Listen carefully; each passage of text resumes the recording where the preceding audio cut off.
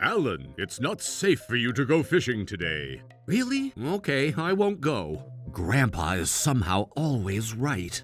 Grandpa, I'm gonna marry Carla. Are you going to marry a girl who's cursed with her sins? What? I see 3 poor spirits that the Lord gave life. Trouble Busters! Alan, it's not safe for you to go fishing today. Really? Okay, I won't go. Grandpa is somehow always right. Oh my God, that's the place I was about to go fishing. Thank you for stopping me from going, Grandpa.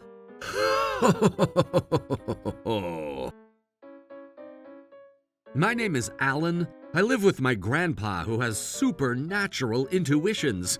I don't know how many times he saved me using his powers. And today, I'm bringing my fiancée over to introduce her to him. We've been looking forward to this day. Hey, Grandpa, this is my fiancée, Carla. Hi, I'm Carla. Pleasure to meet you. I was looking forward to meeting her, but this is bad. Thanks for coming. Let me go make some coffee for the 2 of you. Thanks, Grandpa. Sir? Hi, Carla. How can I help you? Please make sure your will states that Alan and I will be getting more assets than his brother's family. Huh?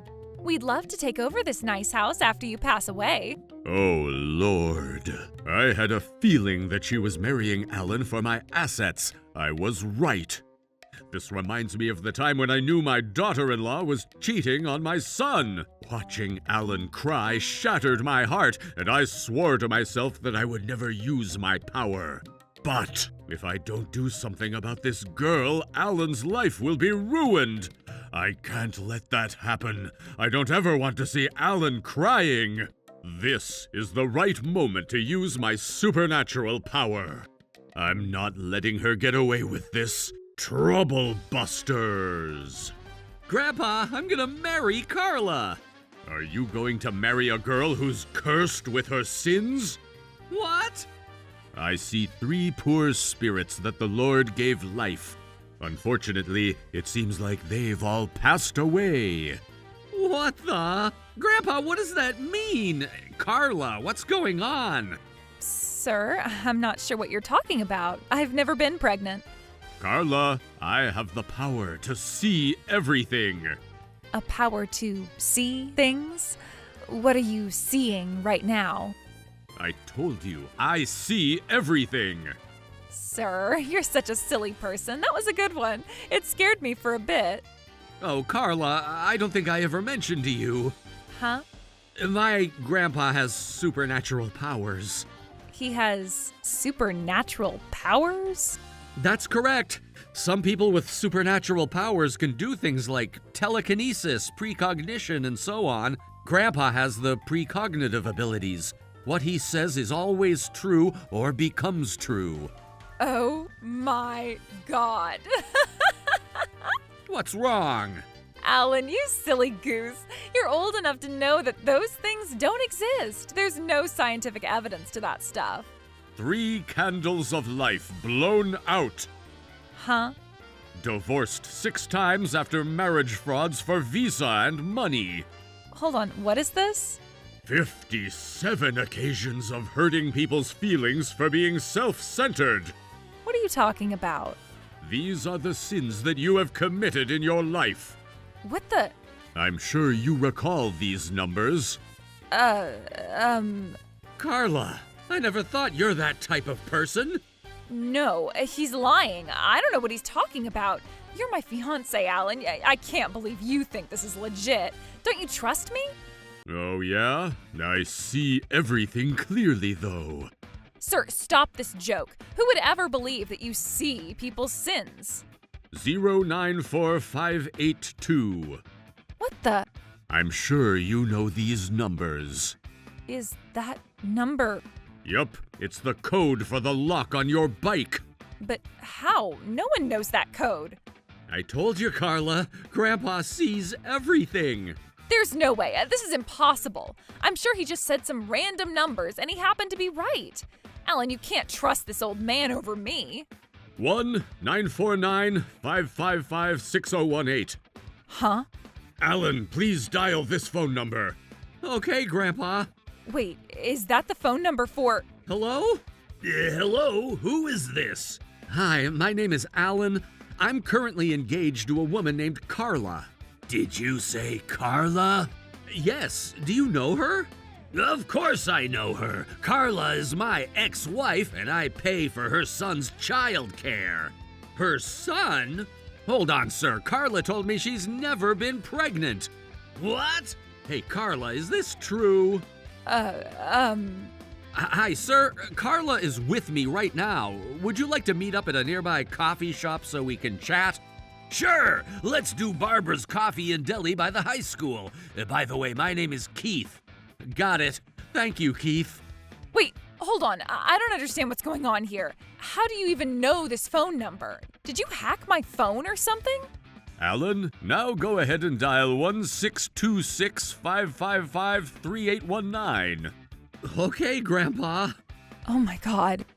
Hello? Hi, sir. My name is Alan. I'm currently engaged to a woman named Carla. Did you say Carla? Yes, do you know her? Of course I do. She gave birth to our daughter after we broke up, so I pay for her child care. What the? Look, sir, I'd like to hear more details. Would you be able to join me at Barbara's Coffee and Deli right by the high school? Of course, I'll be there. And one more, Alan. Okay. Hold on, stop. You're invading my privacy. How do you even know these numbers? I said stop, Alan. The last guy also plans on joining us too. Oh my god, this can't be true. Sounds great, Alan. Shall we start heading over now? Let's go, Carla. I think I forgot something at home. Can I quickly go home to go get it? You're trying to run away. What? No, I really forgot something. Nope, you're lying again. No, I'm being honest. Don't even think about running away. My grandpa knows everything. Enough of this. I can't take this anymore. Why are you being so mean to me? Don't you love me? Don't you want to marry me? Let me ask you then. Were you really planning on marrying me so we could cherish our love forever? Of course I am. Are you having doubts about me? Nope, no more doubts. Oh, so you do trust me? Nope, I have no doubt that you're guilty. What? You can't call me guilty. You don't have any proof. No worries, I'll show you proof. Huh? Now, let's go to the coffee shop. No, I don't want to. I'm not going. You have nothing to hide from me, right? Yes, I already told you I have nothing to hide from you. Then you shouldn't have any problem going to the coffee shop with me. Ugh, fine, I'll go. Happy now? Grandpa, what do you think? Yeah, I can still see everything. Okay, we're here. Now, would you explain what's going on here? How did you even find our numbers? Yeah, please explain everything. Of course. Let us explain everything one by one. Okay. Alan. Yep. First of all, I'm engaged with Carla over here. What? Are you gonna be okay? Huh? Are you gonna take care of our kids? There's 3 in total. Carla doesn't have any children. What? That's not true. I've been paying for her childcare because she said she got pregnant with our son after we broke up. Me too. She said she needs to raise our daughter, so I've been paying for childcare. What the? Are you guys kidding me? I've been paying for our son's childcare too. Hold on, guys. Something is strange here. Carla doesn't have any children. I'm not lying. What? This is strange.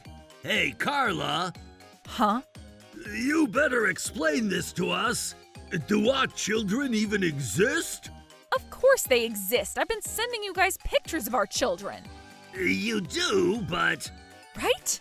Well, you do send pictures, but you never let us see our kids. That's because the kids are still babies and it's hard to go out with them. I've been telling you guys that I'll let you see them when they're a little older. What the? Carla, so are you really a mother of 3 children?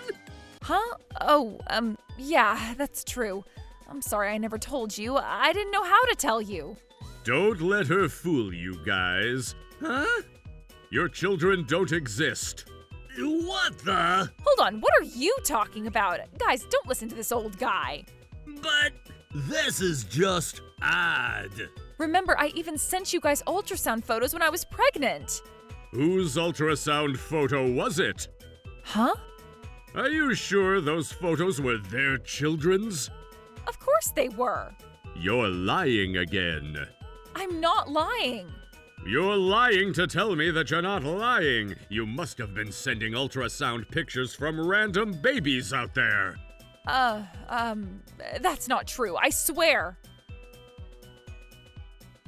Grandpa? You just won't stop lying. You lied to these gentlemen that you're raising their children so they'll keep paying for childcare. Am I correct? Oh my god. You've done this 6 times. Am I correct? Oh god, how do you know this? Hey, Carla! Have you been deceiving us this whole time? I've only paid for childcare because I thought the girl in the picture was my daughter. Hold on, guys, let me explain. You better pay us back all the childcare we've paid you. Okay, Carla? Oh god, oh my god, how did this even happen? Alan, you would understand and be on my side, right? Huh? You would trust that I'm innocent, right? Trust? How do I trust you if you can't even prove that you're not lying? You might be right, but, right now is not a good time for me. When is a good time then? Oh, shut up. Stop being so nitpicky with everything I say. Come to think of it, why do I even need to be on trial right now? You forced me to go along with what that weird old man was saying, and you gathered my ex-husbands for no good reason. You're trying to trick me to believe that he sees everything, but I'm sure you guys hired a detective to search up my background. What? Otherwise, there's no explanation to all this. Do I really look that sketchy? Well, people wouldn't know you have precognition unless you tell them. Precognition? Oh, wow, does that mean he has, what was it called? Supernatural powers? That's right, he's great with numbers too. This is unbelievable, but I guess this actually explains how he saw our phone numbers. Hold on, are you trusting what he's saying? Yeah, I guess. How do you guys know that this old man is not lying? At least he sounds a lot more credible than you. Why would you say that? I have been telling you guys the truth. The truth, huh? Why wouldn't you guys believe me? Alan, you would trust me, right? I trust my grandpa. But why? Why wouldn't you guys trust what I say? I'm sure you know exactly why no one trusts what you say. Huh? You've been scamming multiple men by making them believe that you're raising their children and then making them pay you childcare for non-existing children. Oh god, how do you know this? Does that mean there's more victims other than the 3 of us? Hold on, that's not true. Who would ever do something like this? You're misunderstanding. I'm not gonna forgive you for this. You guys need to trust me. I would never do anything like that, I swear. Why is everyone trusting this old man over me? I know he's lying. He's not seeing anything. He's lying. Carla, do you have remorse? What? Why do I need remorse? These dumb guys should have been smarter if they didn't want their money taken. I did them a favor to make them happy to have a child. Besides, these guys are so nerdy, they would never have known what a woman feels like if I didn't prey on them. They should be grateful that they got to sleep with a beautiful woman like me. They deserve to pay me money, and I did the right thing. You're hopeless. What? Why? From now on, you should consider living in ethically correct ways. However, that doesn't mean that you'll be forgiven for what you've done already. Oh my god. No. Please, have mercy. Carla was arrested for fraud. It didn't take too long for the police to discover multiple other crimes that she committed. The court sentenced her to imprisonment. Hi there. May I join you guys over here? Oh, wow, this lady. Hello, miss. Would you like to marry my grandson? Huh? What the? Grandpa, why are you saying that? Watch out.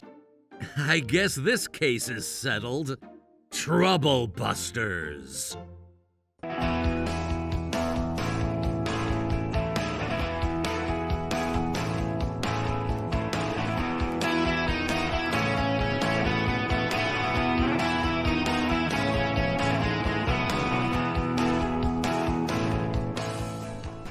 I would rather not have disgusting witches like you come here.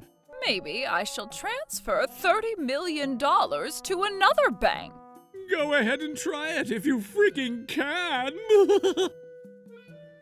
They told me to try it if I could, so I have no choice. I'd like to cancel the $30 million deposit, sir. I'm going to entrust it to another bank. Trouble Busters! Sorry to have kept you waiting. Here is your order of Chateaubriand. Oh, wow. My name is Melanie, and today I'm at a Japanese-style barbecue restaurant with my lovely grandmother. Lady, can you give that to me? I'm sorry, sir, but Chateaubriand is a rare cut, you see, and this is the last order we have. I'm sorry, sir. What? Oh, my. Hey, what are you doing? The money has been paid. The transaction is complete, ain't it? There's no transaction. That badge, you're affiliated with Travis Bank, are you not? So what?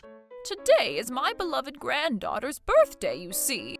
Can you give me back that meat? And what would happen if I said no? Well, maybe I shall transfer $30 million to another bank. How's that for an idea?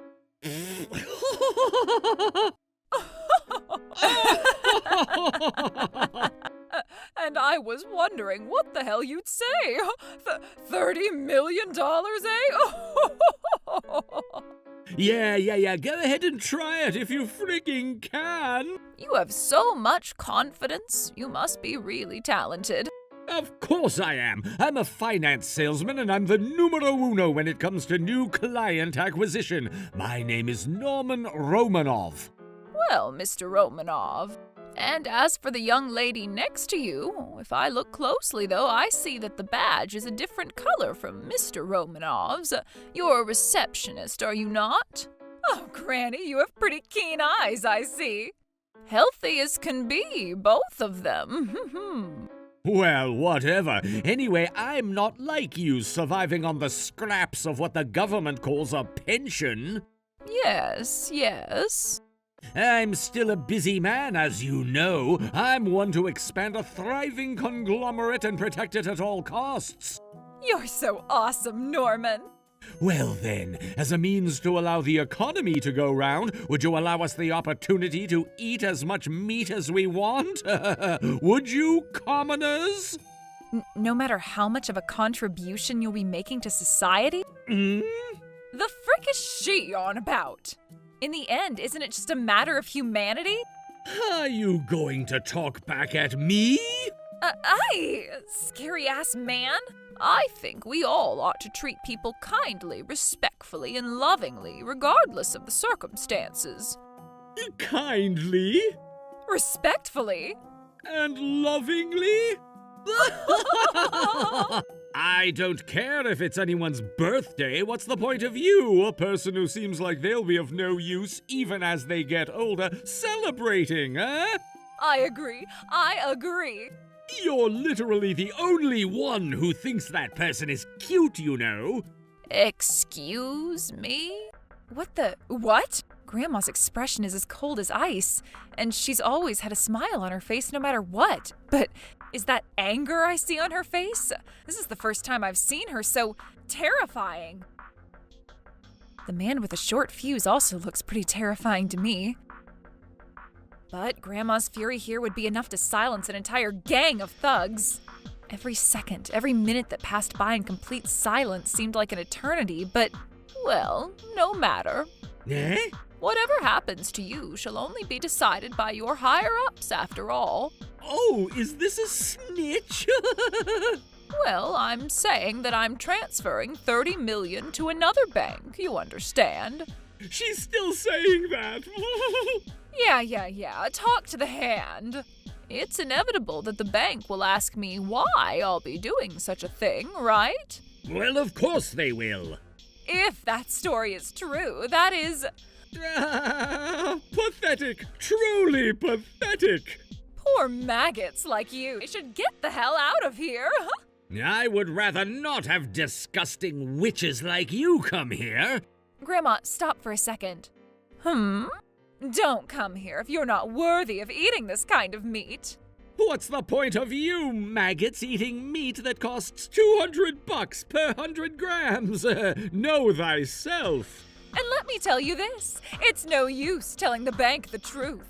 I'm a valued employee at that conglomerate, and Thalia here is idolized as the perfect woman everywhere she goes.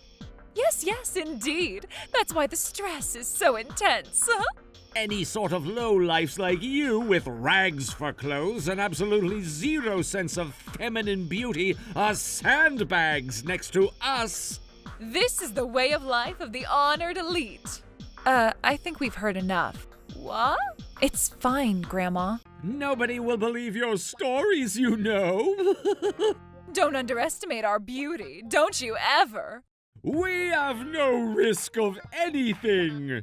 Only bankers can live a life of luxury, free of risk. You might say we could have resisted more, but I'm sure those two chowderheads wouldn't have understood shit. They're dumbly toxic after all.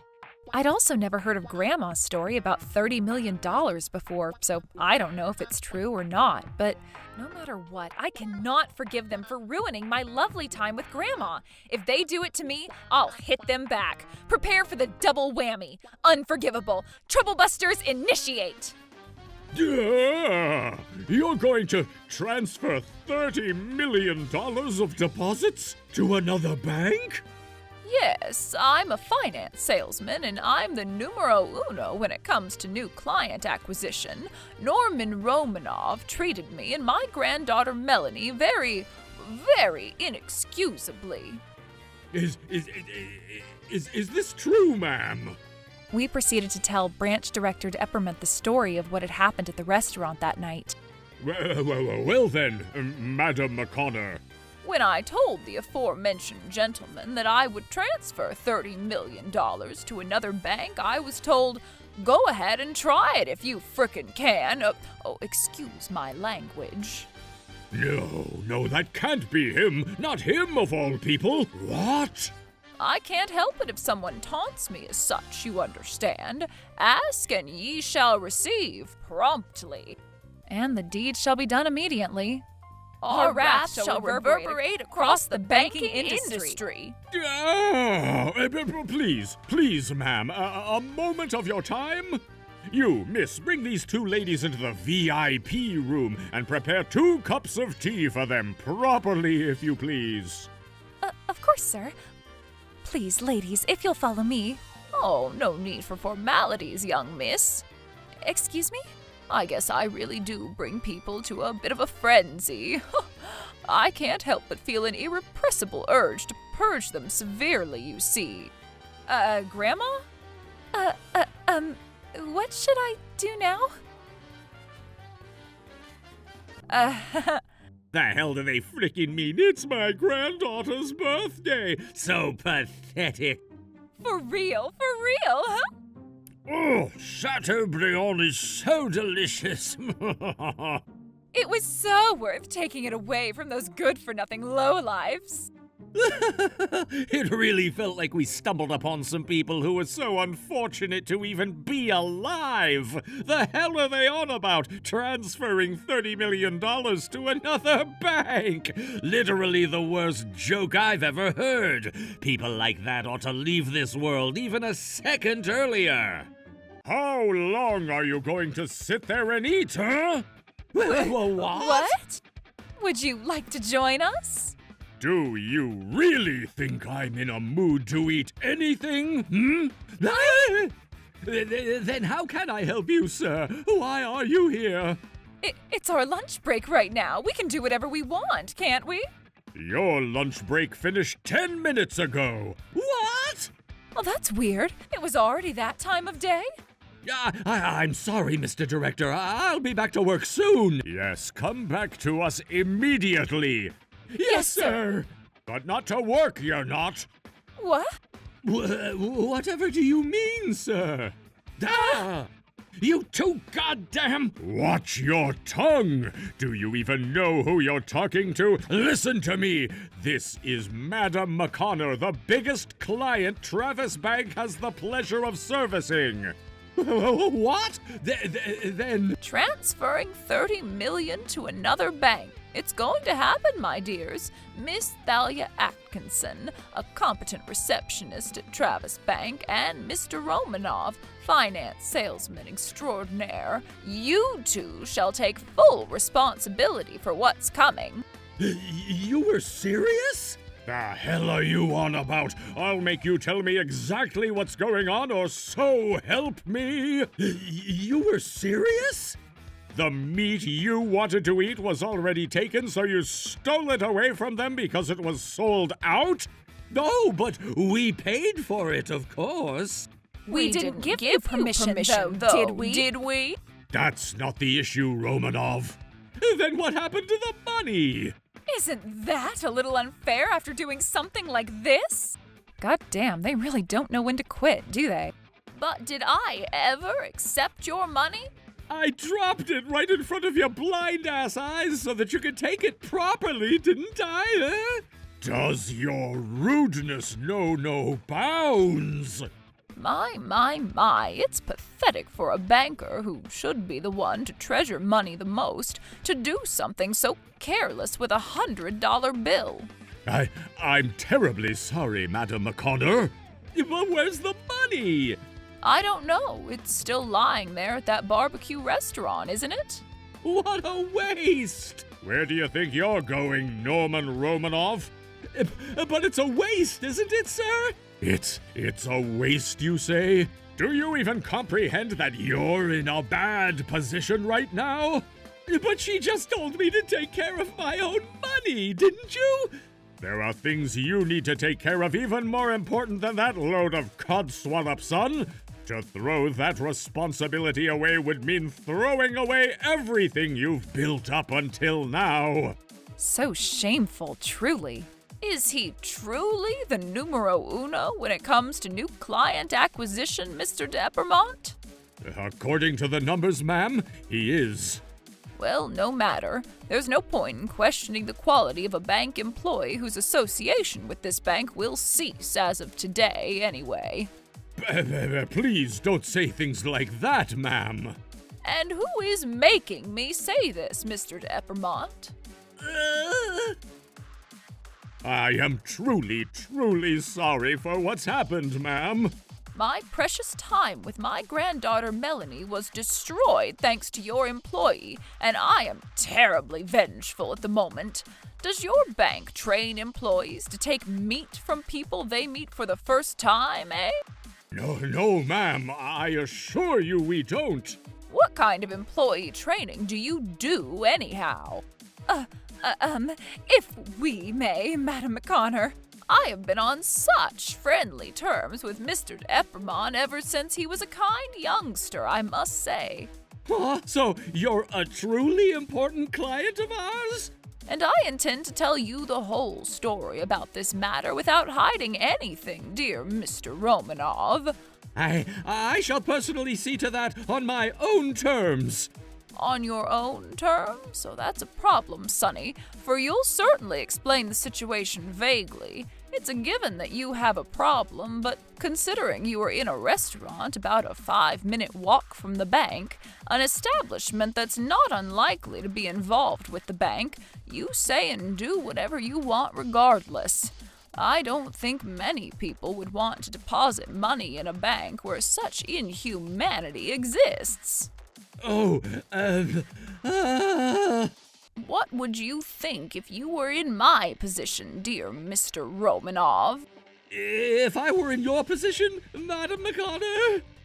Are you and the girl beside you in a relationship by any chance? For example, how would you feel if you were to have the meat you were looking forward to on a happy anniversary of whatever time you've been together, and then have it taken away from you unreasonably, and then be additionally told that poor maggots like you wearing rags for clothes can get the hell out of here? What would you feel, I wonder? Wouldn't you feel crushed? The more special the day was for the two of you, the more likely you would feel that way, correct? Today was an important day for me because I was able to have a meal with my lovely granddaughter for the first time in a while on her birthday. A day I cherished and I was looking forward to. I want you to understand that it was an act of the most inexcusable disrespect towards someone I love so much. Yes. It was a moment when the previously tense atmosphere eased a little. Grandma McConnor is a very, very kind person.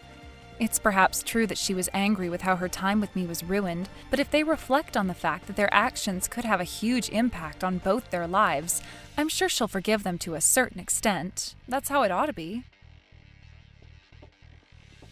I've put myself in your shoes. Oh, so did you come to understand? Yes, ma'am. I have a few questions to ask you.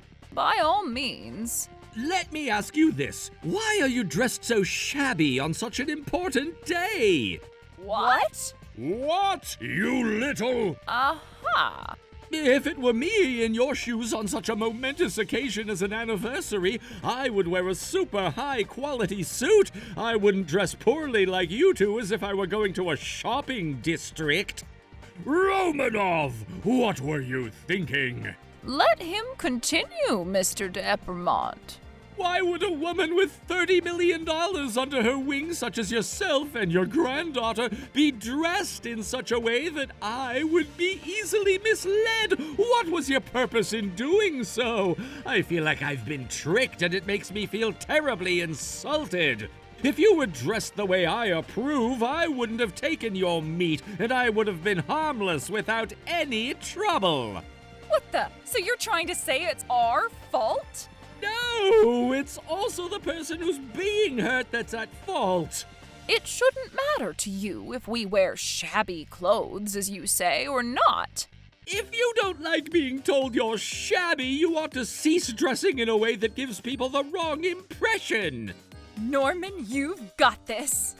Are there any young girls walking through the back alleys of the wild streets of crime in their incredibly short skirts? No! Have you ever seen a duck willingly carry walk into a pot of stew? Enough raising your voice, mister. You've been using a lot of examples thus far, but in the things you've just mentioned, you're implying that you are the same ruffians who would target young girls in the back alleys of the wild streets. In short, you're only looking at the situation from the perspective of the perpetrator, and you're saying that if you hadn't gone into the alley wearing a miniskirt, you wouldn't have attacked them. That's what you're claiming, are you not? If so, that's just self-justification for your heinous actions. What say you, Romanov? Is it exactly as Madame McConnor pointed out or not, eh? Who knows? Who knows? I wonder. No, you were the one who brought it up. up. You insisted that your actions were justified and that there was room for conflict of interpretation, and instead of sincerely reflecting on your actions and aiming for a lesser punishment, you tried to win a one-hit reversal and acquittal, did you not? Oh, looks like I'm right on the money after all. Pieces of trash. Absolute pieces of trash. There is not a single adult here who would allow you to power through this predicament with such rubbish. You are the worst kind of crook. Willingly refusing Madame McConnor's kindness. Shut up! We're struggling over here too, you know. And there we go. Frustration mode activated. The hell do you mean lesser punishment, eh? It's not like my position here is going to change in any way, even if I did apologize. Of course it wouldn't, even if Madame McConnor let it all go. As your superior, I would not be able to forgive your inexcusable wrongdoings. If the other side said they would keep quiet about all this, then you would have no need to do that. That hypothesis is meaningless, Mr. Romanov. You have absolutely no heart to think that you were wrong in your actions. Yes, indeed. The fact that you hurt other people is always secondary. You always put yourself first and only think about how to save yourself. No, that's not true.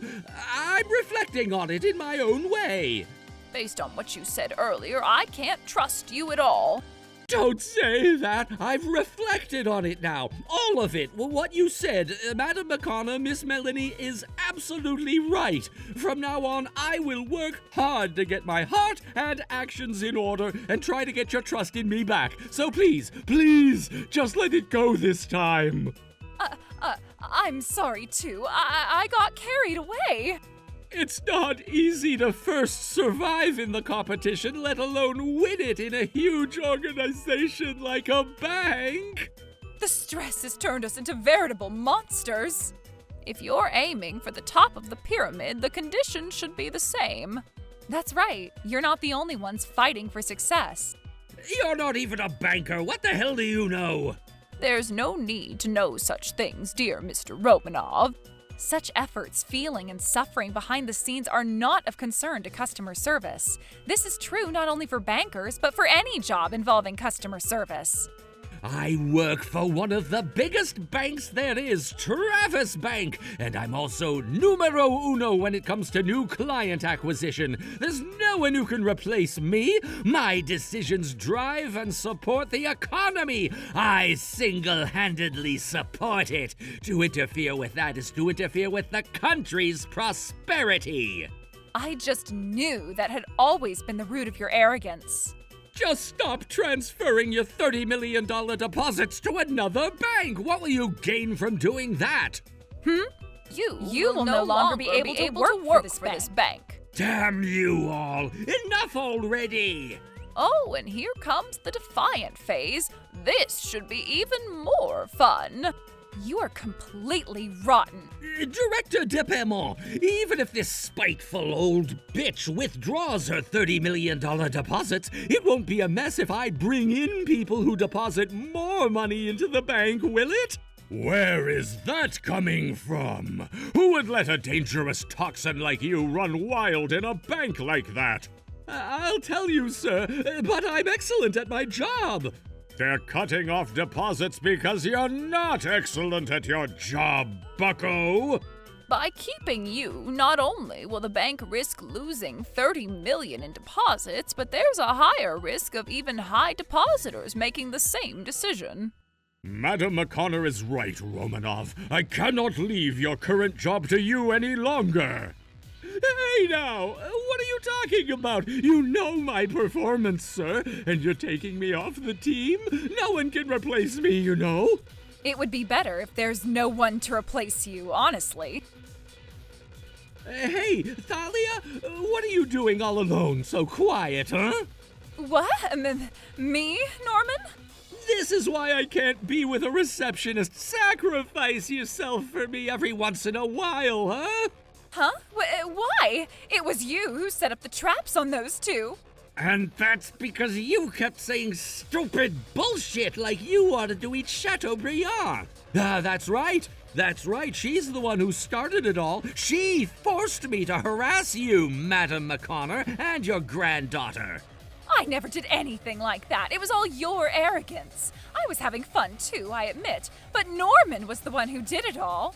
Looky here, woman, protect me at least once in your life, huh? Even if it means sacrificing yourself. You don't go against me, you goddamn junior college graduate, when I'm an elite from a national university. That's terrible. That's what you thought of me in your heart? On the other hand, why did you think that I didn't think of you that way, huh? I just knew people with bad academic backgrounds lack imagination. Who the hell frickin' would, you goddamn bastard? If it comes to this, I'll protect myself in my own way. First of all, I've been listening from the beginning. There is not even a smidge of evidence that we spoke abusively to you, Madam McConnor, or you, Miss Melanie, is there? Oh, now that you mention it. You two made them feel so uncomfortable, which is why the $30 million are being cancelled. Enough with the stupid excuses! Okay, so where is the evidence that we are the cause of this whole thing? There's a possibility that these two are lying to try to bring us down, isn't there, sir? Either way, you guys are the ones who upset Madame McConnor, so it's only natural that you should take responsibility. But what if they were simply jealous of us as a couple and wanted to ruin us when we didn't do anything at all? Are we still responsible? If so, isn't it the fault of the person who made our clients feel that way? Our requests are legitimate. Then show us the evidence! The evidence! Coming right up. What? And so I played the recording of the commotion at the barbecue restaurant. It seems they didn't expect that countermeasures of this extent had been put in place to prove our point, as they started to panic severely. Melanie, great job! I knew it. You guys were truly beyond salvation. Terrible! It was terrible to let us monologue like that! It's because you lied. It's over for you. I don't want you to declare it's over. Please, save me! Save me only, please! No, me! No, me! You're both so so pathetic. They got angry, they went against each other, they became defiant, they lied, and they used every possible means to try to be acquitted. Such a pitiful fate to befall them, but it is justified. I doubt they will ever return to the financial world. Their boss, Mr. d'Epermont, took responsibility by arranging for his own demotion. Grandma McConnor also appreciated his selfless actions and decided against transferring the $30 million deposits. I guess I was too lenient this time. No, Grandma, that's what they call being kind. Anyway, the commotion was over and we went back to the barbecue restaurant. The time I spent with my grandma was truly wonderful. Troublebusters!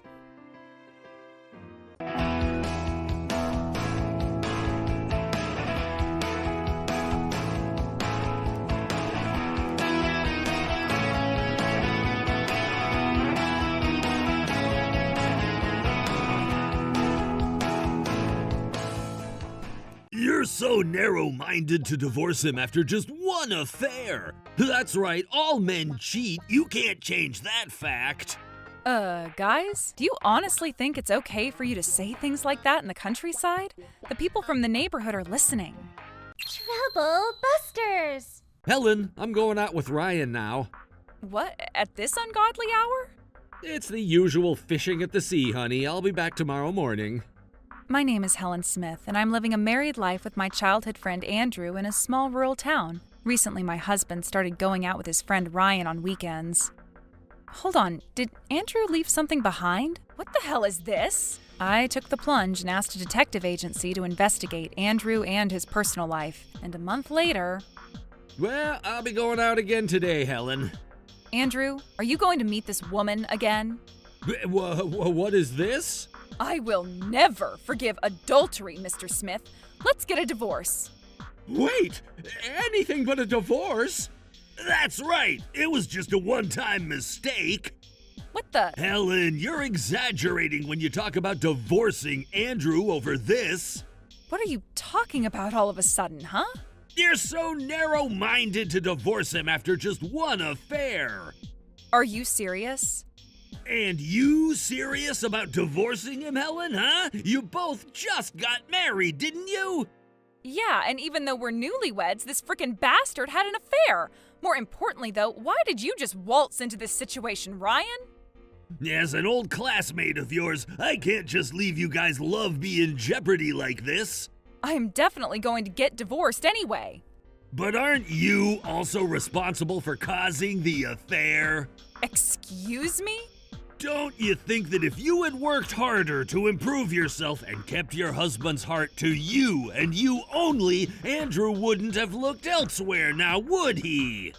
What the hell? You mean to tell me it's my damn fault that Mr. Smith frickin' cheated on me? And that's why you, the one who brought up divorce over something like this, is wrong. Something like this? What kind of ethics do you guys live by, huh? Okay, I see how it is. If you're going that far, let's get a neutral third party to decide which opinion is wrong. Neutral third party? Let's go to Alan's restaurant now. We'll talk it over there and finally ask Alan for his opinion. I'm sure you'll be convinced if it's his opinion, won't you? Okay, if that's fine for the two of you, I'm all for it. All right then, we'll go on ahead and reserve a table. Alan is an old classmate and a close friend of ours who was the student council president and is quite a leader in our circle. He now runs a local pub. Ryan and my bastard husband will probably go on ahead and try to convince Alan to lean in favor of their opinion. But I have a lot of evidence of the affair, so I wasn't particularly worried. I know this is a bit sudden, but can you come to Alan's restaurant right now? Yeah, I'm going to show them all the evidence I prepared. I'll never forgive those two. Troublebusters, initiate! Oh, hey there, Helen. It's been a while. Hey, Alan. Sorry for being so sudden. Yeah, I heard everything from Ryan, and it seems like things are pretty tough. I've booked the whole place for tonight, so by all means, talk to me as much as you want. Thank you so much. Over here, Helen. Let's just sit down for now. Let me tell you this. I think it will be useless to try to get Alan on your side. What you're saying doesn't make sense at all, and I doubt anyone with one smidge of common sense would agree with you. No, what we're saying isn't wrong, little lady. Any man should be able to sympathize with what we think. Alan, buddy, are you open tonight? Ah, Mr. Gonzalez, sir, our very own neighborhood association president. I'd like to use your restaurant for a local diplomacy dinner, but could 20 people be possible? 20 people? I'm sorry, I booked the place for something quite private this evening. You booked the place, but there was nothing written on the reservation list, you know. Excuse me? That's weird. I thought there was a sign outside. Anyway, everyone's already gathered, so can we get in somehow, buddy? Ah, damn. This is a pickle. This is a big pickle. Do you know where you even are? Don't you think it would spell doom for the both of you if the people from the neighborhood association heard what you're saying? The power of rumors to spread in the countryside is faster than a tweeter, you know. Yeah, I don't think we're saying anything wrong, you know? If anything, it's more likely that you are the one who's saying something outrageous. Are you willing to risk letting people eavesdrop on what you think? I'm the victim here. Of course I'm willing to tell people about it. If you're okay with everything, by all means, why not let everyone outside join in? No objections here. Alan, go ahead. Let everyone in. Huh? But are you sure? They're special guests of yours, after all, and you need not worry about us. We'll just take care of the BS on our own. Oh, okay. I'll let everyone in then. Well then, I'll continue on with what I'm going to do. I'm going to get a divorce quickly and ask you for alimony. What else are we supposed to argue about? I have no damn clue. Look, for the last time, what you say is so unreasonable. It may be true that Andrew had an affair, yes, but to suddenly get a divorce because of that is a bit of a stretch. I don't think it's a bit of a stretch at all. But, you know, biologically speaking, males have the habit of chasing after females, and humans are no exception. It's not strange for a married man to have eyes for another woman, if not multiple other women. Ryan, are you sure you aren't the one who's talking codswallop here? Even if that was actually the case, it's human nature to use logic and reason to control those primal biological urges. Men's desires are often impossible to suppress, Helen, without carrying out the deed they desire to do. Then such men have absolutely no right to marry anyone. If you claim you have desires that'll never fully be satisfied, all the more reason to divorce you. Helen, calm down. Even if it was an affair, it was just a game for me. It was just a way of letting loose the beast on the weekend, see? Don't you dare talk as though it was frickin' casual. That right there is the most dangerous crime that can destroy a relationship between husband and wife. Every man has times when he wants to have fun, and I'd rather have any man chase women and actually be a man instead of letting them grow old and withered. That's right, Helen. Didn't you say before you got married that you didn't like men who were rather passive herbivores? That's frickin' besides the damn point. It's anything but manly to chase women after getting married, and adultery isn't a culture or anything whatsoever.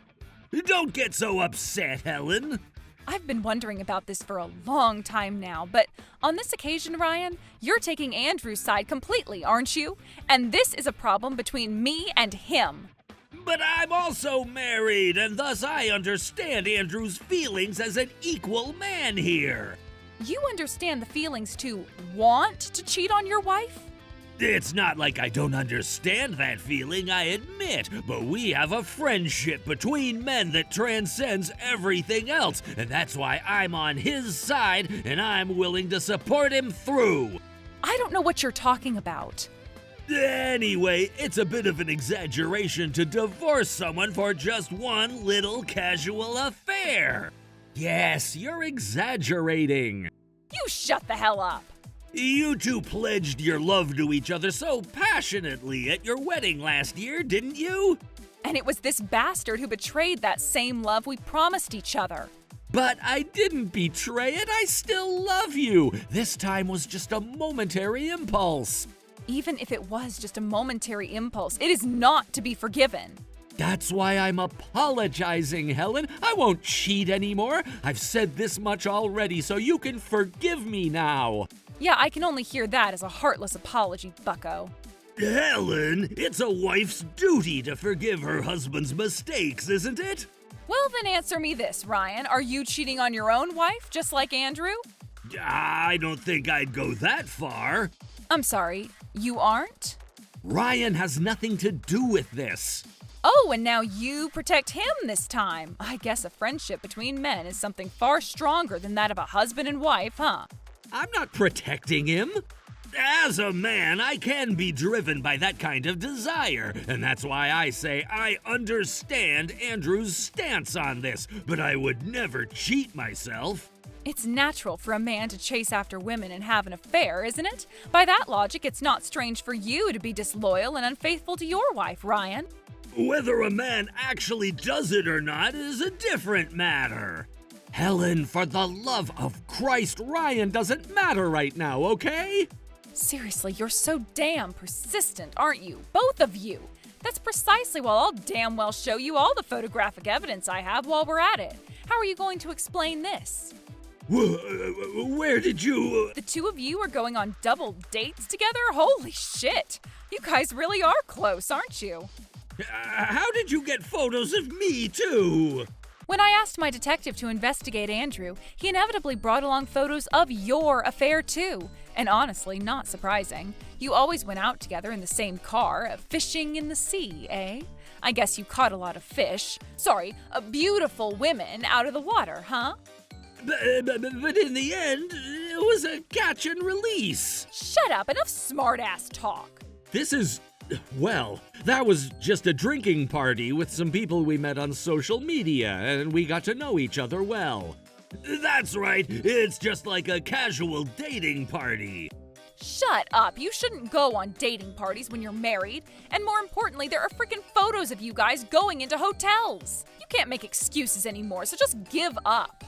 Those girls work part-time at the hotel front desk, and we just dropped them off when they had to go to work. Oh my god, every damn excuse is so far-fetched I am getting dizzy.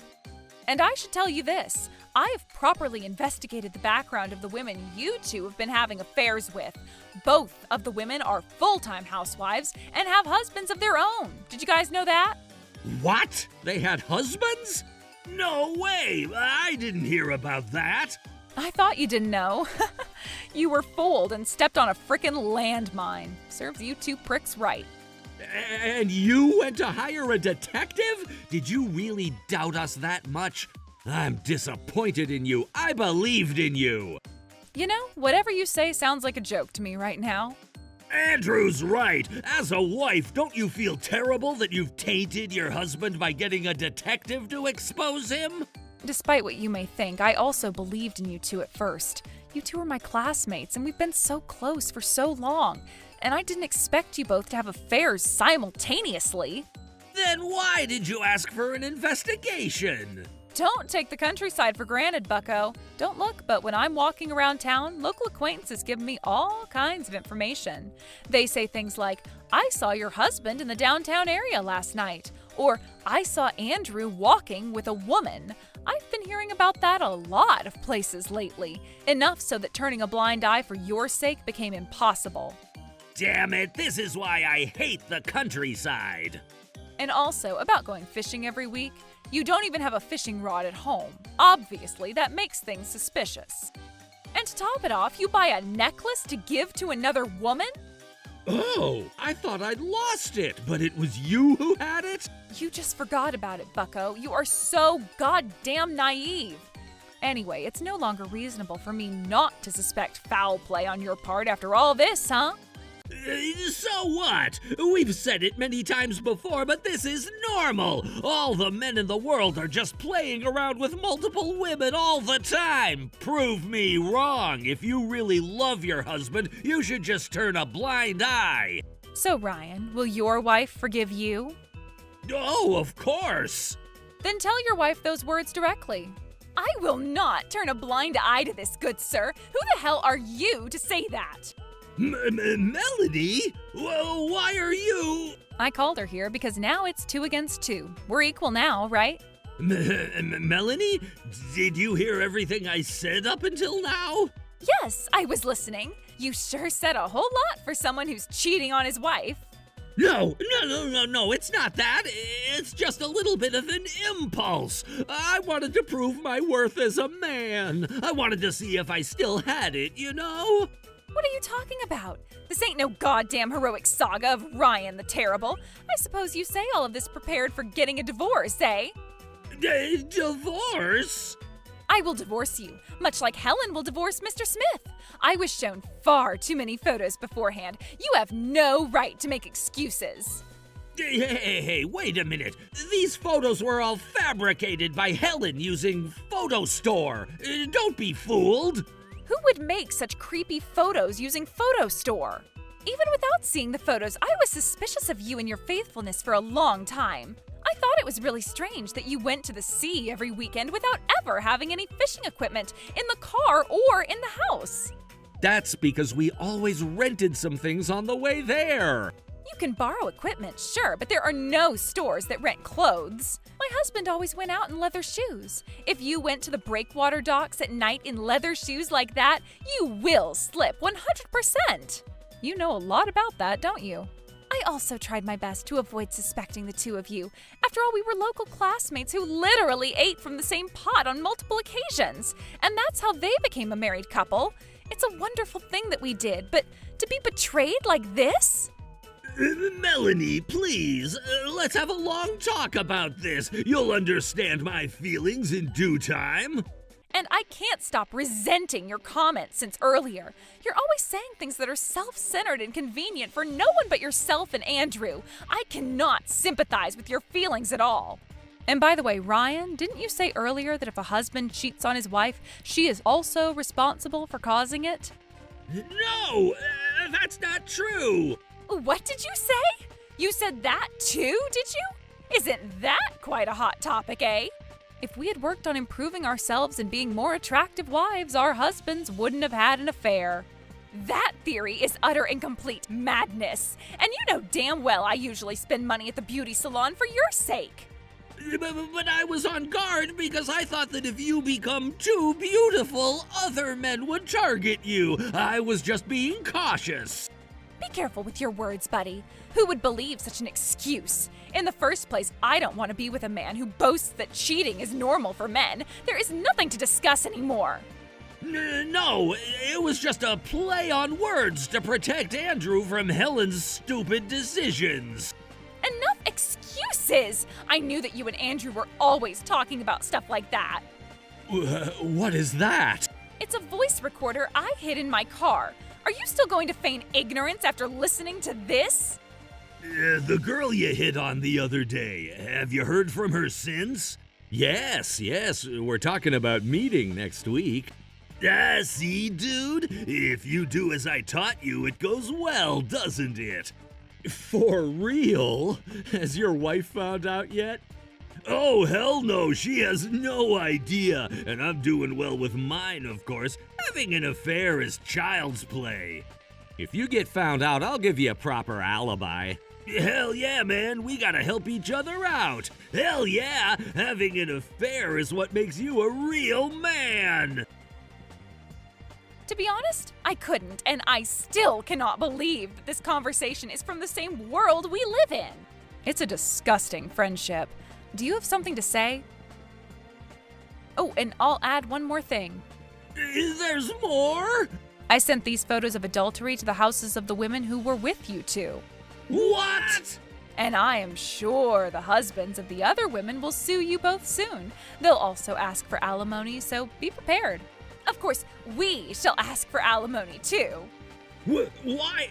How could you do such a thing? Call yourself a classmate, do you? Right back at you, buddy boy. We've been childhood friends who grew up in the same countryside neighborhood together. I can't believe you two would cheat on us so soon after getting married. Hey, what's going to happen to us? Just admit you did something wrong and accept the reality. Now then, which opinion is right in the end? Shall we hear the neutral third party's opinion now? This was your idea, by the way, Ryan, and I ain't letting you step away from this. Shit. Alan, have you been listening to the story so far? Yeah, I was busy and missed some parts, but I got the general gist of it all. The unforgiving wives against the axiomatically cheating husbands. Which one do you think is wrong? No, adultery is a one-hit goner, guys. There's nothing more to say. Thank you. Alan, you said you'd cooperate with us earlier. I only meant I'd provide a place for you guys to have your discussion, and I cooperated properly, didn't I? What do you think, Mr. Gonzalez? Of course, you all heard what we were talking about, didn't you? Yep, we heard everything. And ladies, you ought to break up with these hopeless husbands right this instant. No, please. It's normal for a man to cheat often. Such a ridiculous excuse is not acceptable, whether it be now or in the past. There are certainly many people who do that kind of thing, but they ought to be properly punished by society. Wives shouldn't have to give up and just give in to their husband's unfaithfulness. Well said, Mr. Chairman. Thank you so much. I can't believe that there are still men with such a surplus of sweet utopic thoughts in this day and age when adultery is being talked about so much on TV and the internet. If you forgive these people once, they'll definitely do it again. Give them a proper punishment while you still can, girls. I'm sorry, Helen. I was wrong. I'll never cheat on you again. Melanie, I'm sorry too. I apologize for my stupid actions. I'm at your mercy. Please spare me the divorce. Why do you both not want to get divorced so badly after all this? Here in the countryside, you're more likely to be evaluated better at work if you're a married person. It's the same at my company, and for some reason, married people are more popular than single people, you see? Isn't it all for your own selfish gain, then? As long as you goddamn bastards say things like that, you have no right to get married. That's not all. This is the countryside, and rumors will spread quickly anyway. If people knew that a man's wife ran away because of his adulterous affair, we might not be able to work like he used to. It's too late now. Even if rumors spreads, there are facts now, so there's nothing you can do about it. I agree with Helen. There is no room for negotiation anymore. At the very least, I hope you do well with the women you went off gallivanting with. No way! If we're ordered to pay alimony for multiple people, I wonder how we can even cover our living expenses by ourselves. That is something you sewed yourselves. It's not something we care about. Is there really anything more to say? We've each prepared divorce documents here and now, so we'll get it all done immediately. Please sign it at once.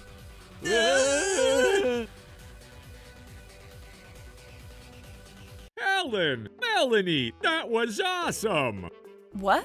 You did a grand job. You really have to give a fatal blow to such stubborn bastards. I'm relieved that you were able to divorce those pricks. I'm so sorry that you had to see all of that, everyone. Thank you for your cooperation. I know it's a little late, but can I ask you one thing? What is it? You guys haven't ordered anything since you came here, but can you at least have one beer or something? Oh, you've got some left over from Andrew and Ryan, so 2 each, I guess. Oh, I'm sorry, Alan. Yes, we'll have a proper meal here as usual. Right, Melanie? Of course, today is the anniversary of our divorce, after all. Hell yeah, girls. You both drink to your heart's content. We'll pay for the beer. And so, Melanie and I were able to get divorced without any problems. And as everyone expected, this particular incident spread very quickly, and Andrew and Ryan, who were labeled as the cheating duo of doom, quit their jobs and moved away. In addition, the two of them had to suffer a double whammy of alimony from 4 different people. And now they're barely able to pay their living expenses, thus forcing them to live a modestly poor life. As for me, I've had some free time to open up recently, so I've been helping out at Alan's restaurant after work. On the day of our discussion, Alan was running the store by himself, and it looked like it was quite a hard job, so I offered to help out. By the way, I was the one who secretly hid the reserved sign that day, but I'm keeping that a secret. I'm about to start a new life now. Cheating is a no-no through and through. Troublebusters!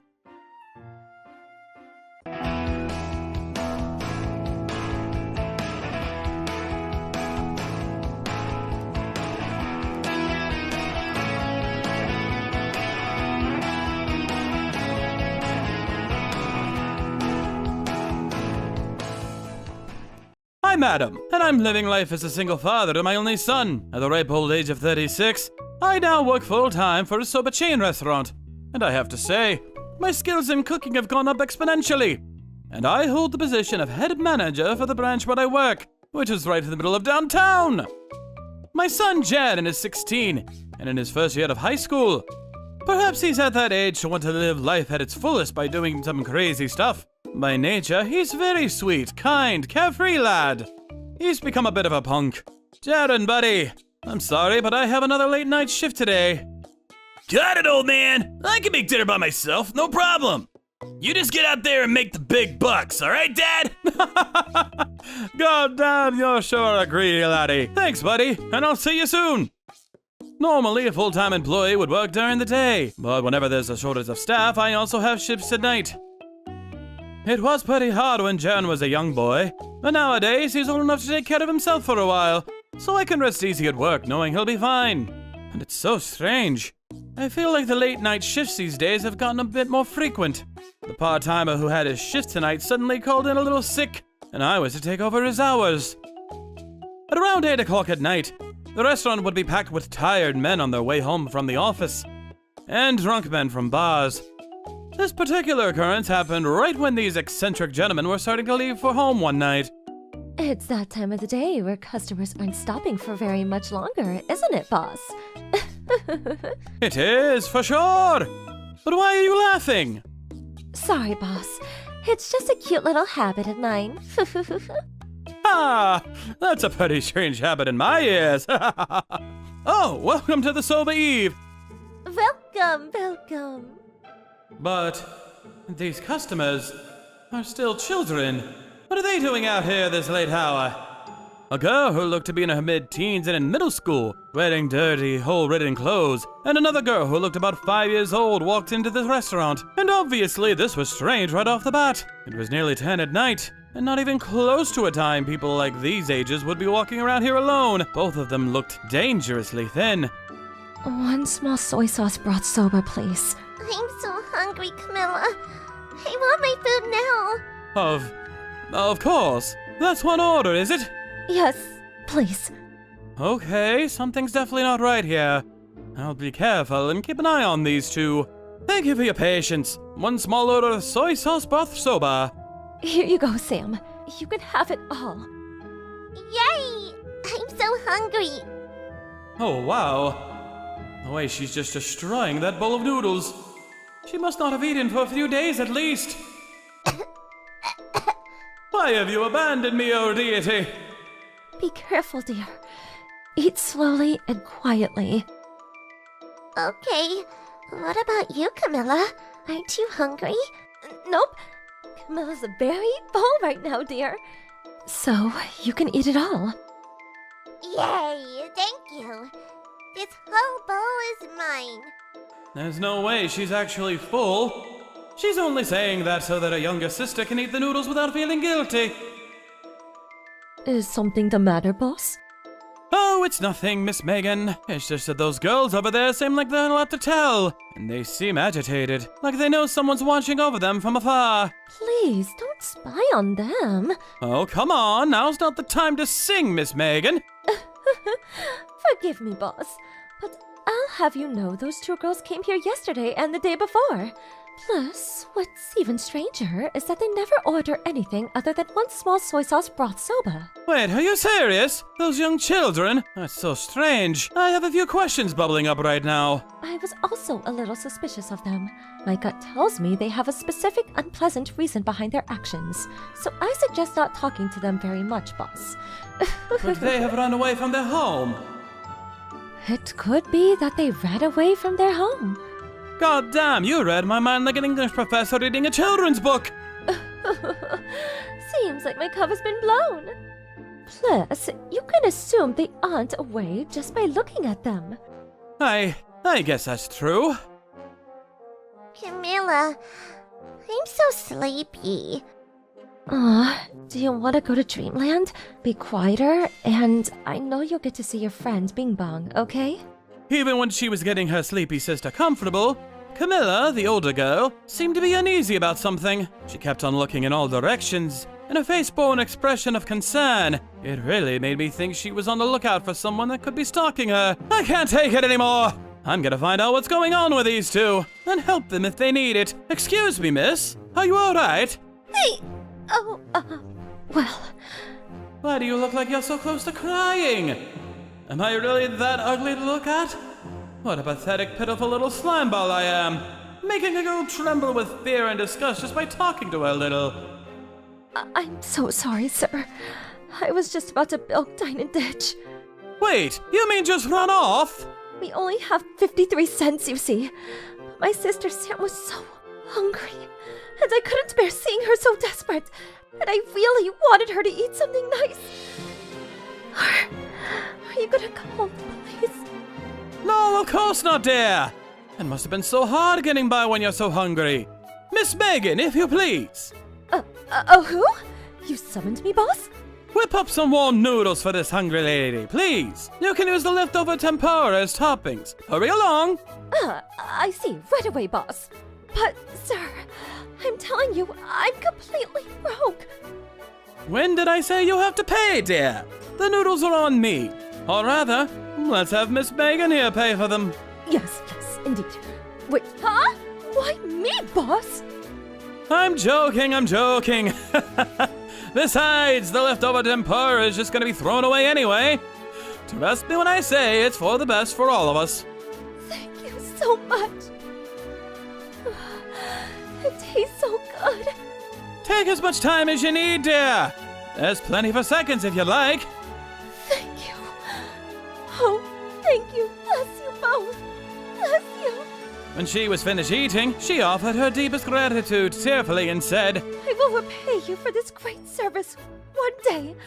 Mark my words. and was on her way out with her younger sister. Hang on a sec. What are you going to do from now on? No establishment will let you stay with just 53 cents on deck. Yes, well, Don't tell me you're sleeping outside somewhere. this is bad. This is very, very bad. Such sweet young maidens out in the wilderness, alone in danger. If you do think you have no choice, you can count on me to teach the way of camping solo. Is camping so your hobby, Miss Megan? All right. You two. Do you think you can wait an hour? Yes? After my late night shift was over, I went home, taking the two girls with me. I'm home! About time! But hey yo, who are these two girls? Dad, don't tell me you picked them up on a box somewhere on the street. Howdy, boy, they aren't stray dogs, for God's sakes. It seemed like they have a reason to be away from home right now, and they don't have any place to stay. So I'm offering them a place for the night. Ah, right. You scared me for real, Pops. Are you sure it's all right that we stay overnight? Of course! Come on in now, don't be shy. This house is so-so, I guess. Dude, what is with this punk? What an attitude for real. Calm down, Jaden. You two look so pitiful with those rags. Why don't you go get changed into some better clothes after you take a nice bath? Sorry that the only clothes we have are Jaren's hand-me-downs. Thank you. Yay! I want to take a bath. Baths are nice. I want a bath. The little girl's grace was granted, and after they took a nice bath, they emerged from the bathroom with clean clothes on, and then I arranged a visitor's bed for them to sleep in. Of course, Jaren and I are gonna sleep in different rooms. I repeat, different rooms. The bath was really nice now, wasn't it, Sam? Yeah, it was awesome. But look at this shirt. It's so big and so wavy. Looks weird. Oh, I heard them laugh a little. You two get lots of sleep tonight, okay? Oh, thank you so much.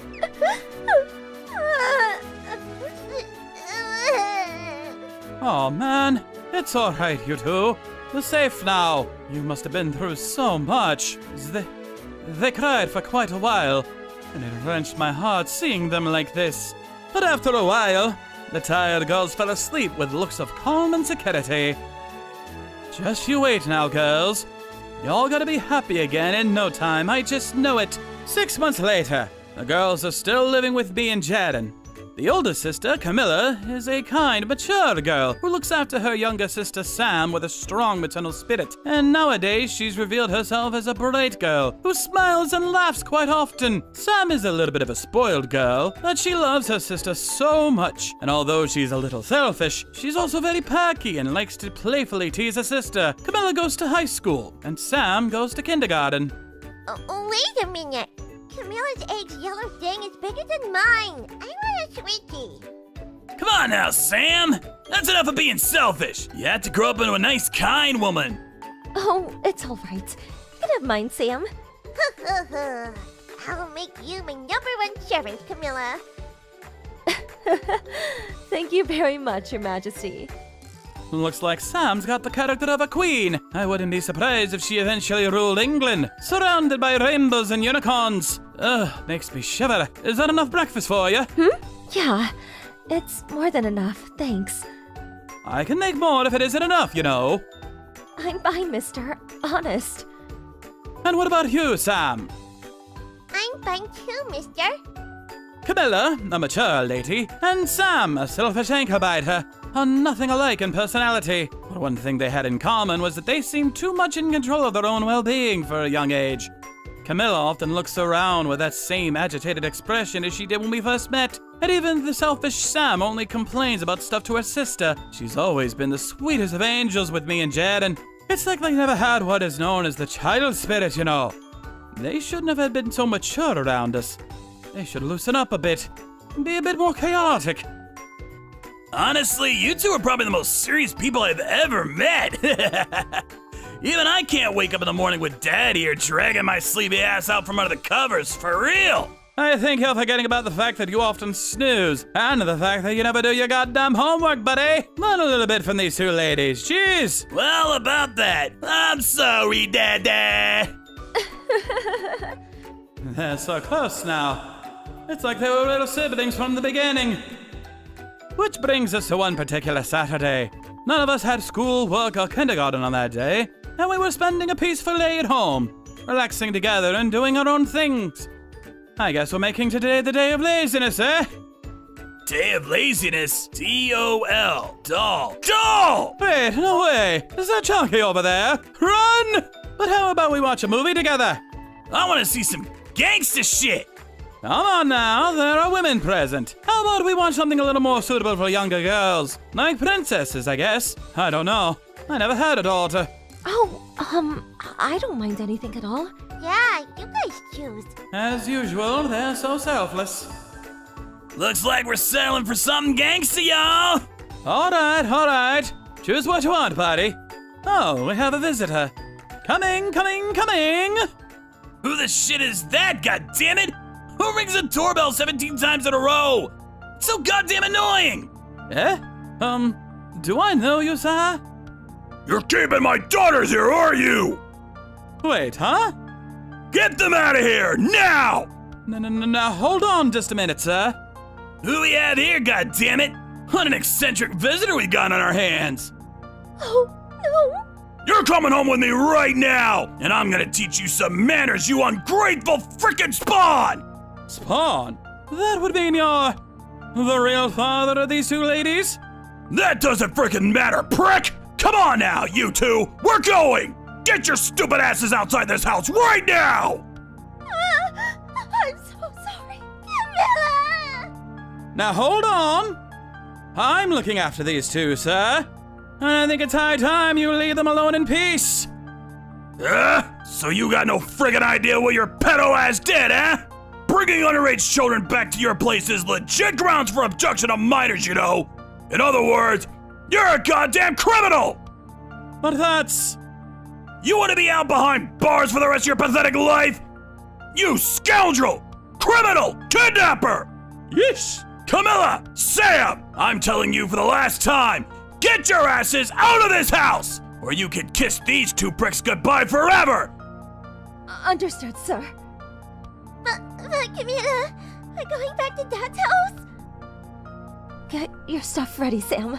We were living a nice, peaceful life, goddammit. Ah, what a day.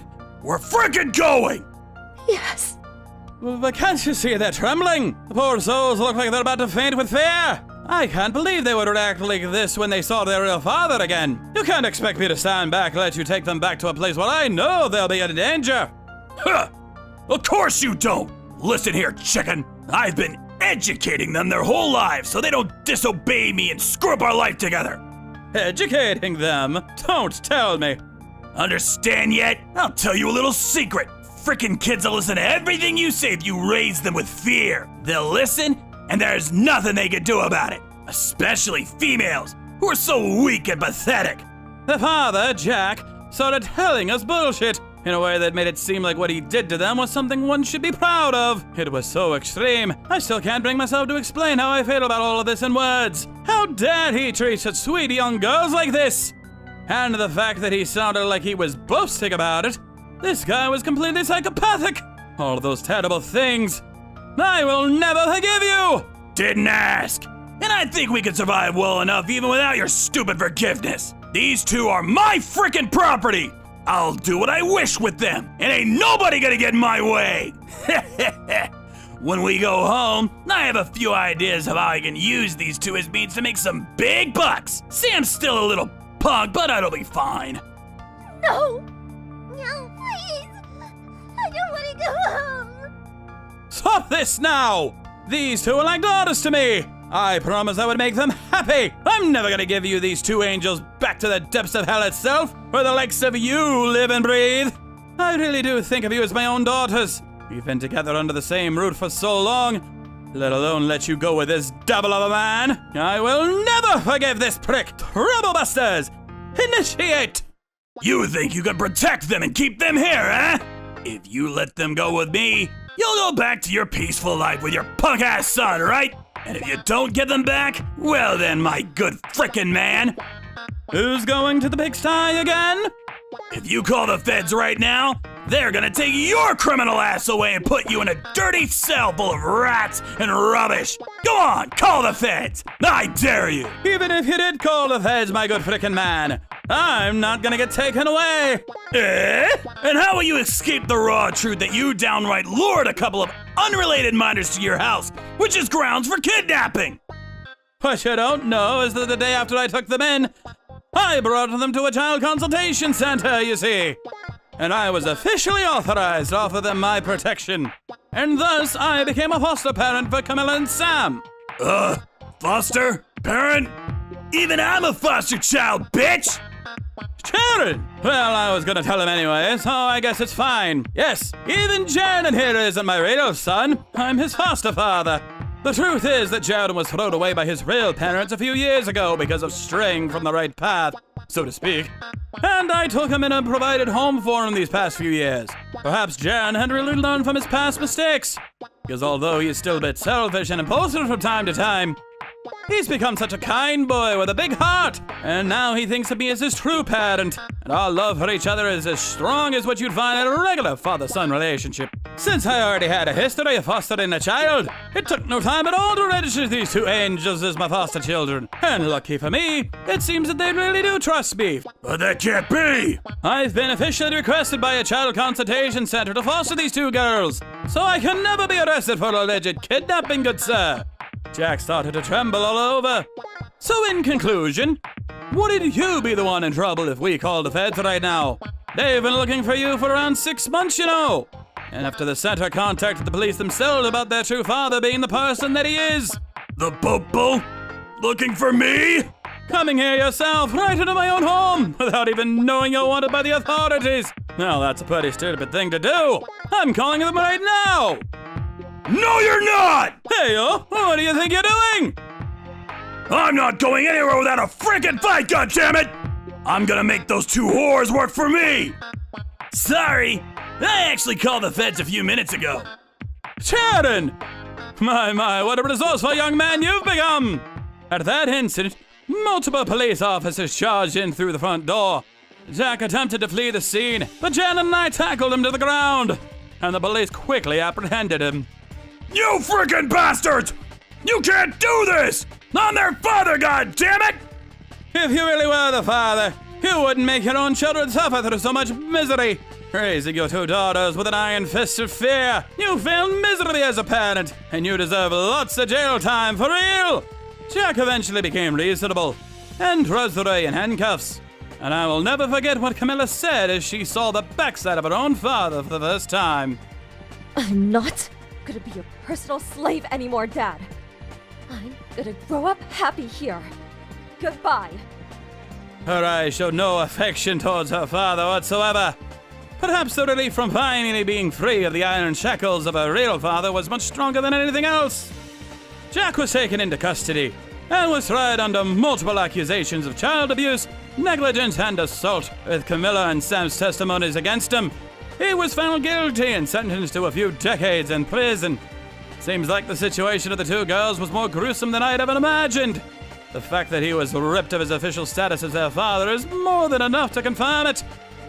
So, that bastard isn't our father at all anymore, is he? Yeah. That's right, Camilla. He was literally stripped of the right to be called Dad by his two daughters. That monster now, of all times, seems to be deeply repenting his actions inside his prison cell, and claims he wants to see his loving daughters Camilla and Sam again, and apologize for everything. Like that's gonna frickin' change anything. Besides, a restraining order from his daughters had also been formulated, so I don't think meeting his loving daughters is gonna happen anytime soon. No, it's probably more accurate to say he won't see them again. Ever. Hey, what would you do if your father says he wants to start over again with you? Together under the same roof. Of course I'm not going. My only father is you, Daddy Adam. I'm not going back either. I want Daddy Adam at my side my whole life, okay? That's an order. Okay, I understand. Thank you, you two. I didn't expect to cry, but the words filled my heart with such overwhelming love and warmth that I couldn't keep my cool any longer. Since then, Camilla and Sam have finally become true to their own feelings. Listen, Dad, I'd like to go out with my friends this weekend. And so, I'd like to ask for a bit of pocket money, if that's alright. Sure, of course! But you have to promise me you'll have lots of fun, alright? I promise. Yay, thanks a lot, Dad. Come on now, Daddy. Give me a little bit of money, too. You're not spending any money, Sam, darling. My, you really are a selfish little creature, aren't you? Can I have some too? Sheridan, you know better than I that you aren't getting nothing. Holy shit! I'ma try to be a gangster too, bitch. Oh, Camilla, Sam, you're laughing so happily. I've gotten $2 all of a sudden, and frankly, it's a bit tough raising 3 children, one of whom is still in kindergarten. But as long as I can see their bright smiles every day, I don't ever need anything else. Well then, in that case, Jaren, my loyal butler, you shall give me a bit of money. Oh, come the hell on, Sam! Why me? Jaren's gonna be more broke than hobo! That's kinda old-fashioned, Darren. Don't tell me you're a trained assassin who mastered the art of destroying your opponent in a battle of cringe. Hey, watch your mouth, stupid peasant. They've even become extremely close to Jaren. The three of them really do seem like true siblings. However, one must never forget that each of these three children carry dark past on their shoulders. What's wrong, Dad? Oh, it's nothing, honey. Nothing at all. No matter how hard one tries, one can't turn dark pasts into bright ones. What can be done is change in the future for the better for these three angels. Jaren, Camilla, Samara. I really hope I stay with them until they get old enough to make their own futures. And I promise I'll love them much and protect them with my life. Trouble Busters! We started eating the crab soup since we were so tired from working all morning. This is so good. Thank you for taking me here. Hey, what are you doing here? Kevin, why are you here? Stop eating this crap. My boyfriend Kevin suddenly appeared and took away our crab soup. Then to my surprise, he dumped the dish into the restaurant's bathroom sink. Hey, I'm Hillary, and I'm a junior in college. I'm currently doing great in college, working hard on both academics and extracurricular activities. Until that day, my friend Maggie told me this idea. Hillary, why don't you join this competition? What competition? The competition Maggie was talking about was a beauty contest held every year at our school. A beauty contest? Are you serious? Someone on the inside told me that you have a chance to win this contest. You have to trust me. How can I believe what the person inside you said? Maggie kept bugging me to enter the contest, so I decided to sign up for the contest just for fun. I wasn't expecting anything, but at the end, I ended up winning the contest. See, I told you would win. Thank you. It's all because of you, Maggie. I can't thank you enough. You've taught me I should try whatever I want to do. Hey, can I bother you for a sec? Huh? Kevin? Kevin's talking to me right now? Oh my gosh, what should I do? Congratulations on winning the contest. I voted for you, so I'm really happy. Really? Thank you so much. Is he kidding me? Did he say that he voted for me? I think he has feelings for you. Are you serious? If you are free on Sunday or Wednesday night next week, do you want to have a date with me? A date? Are you asking me out? I didn't even dream about being asked out by Kevin. He's so handsome and so popular in school. Who would have imagined this? Well, after the date, he asked me to be his girlfriend and we finally became a couple. We're here. Let's eat at this restaurant. I already made a reservation. Thank you. This is one of my favorite restaurants. I hope you like it. This place looks expensive. Are you sure about eating here?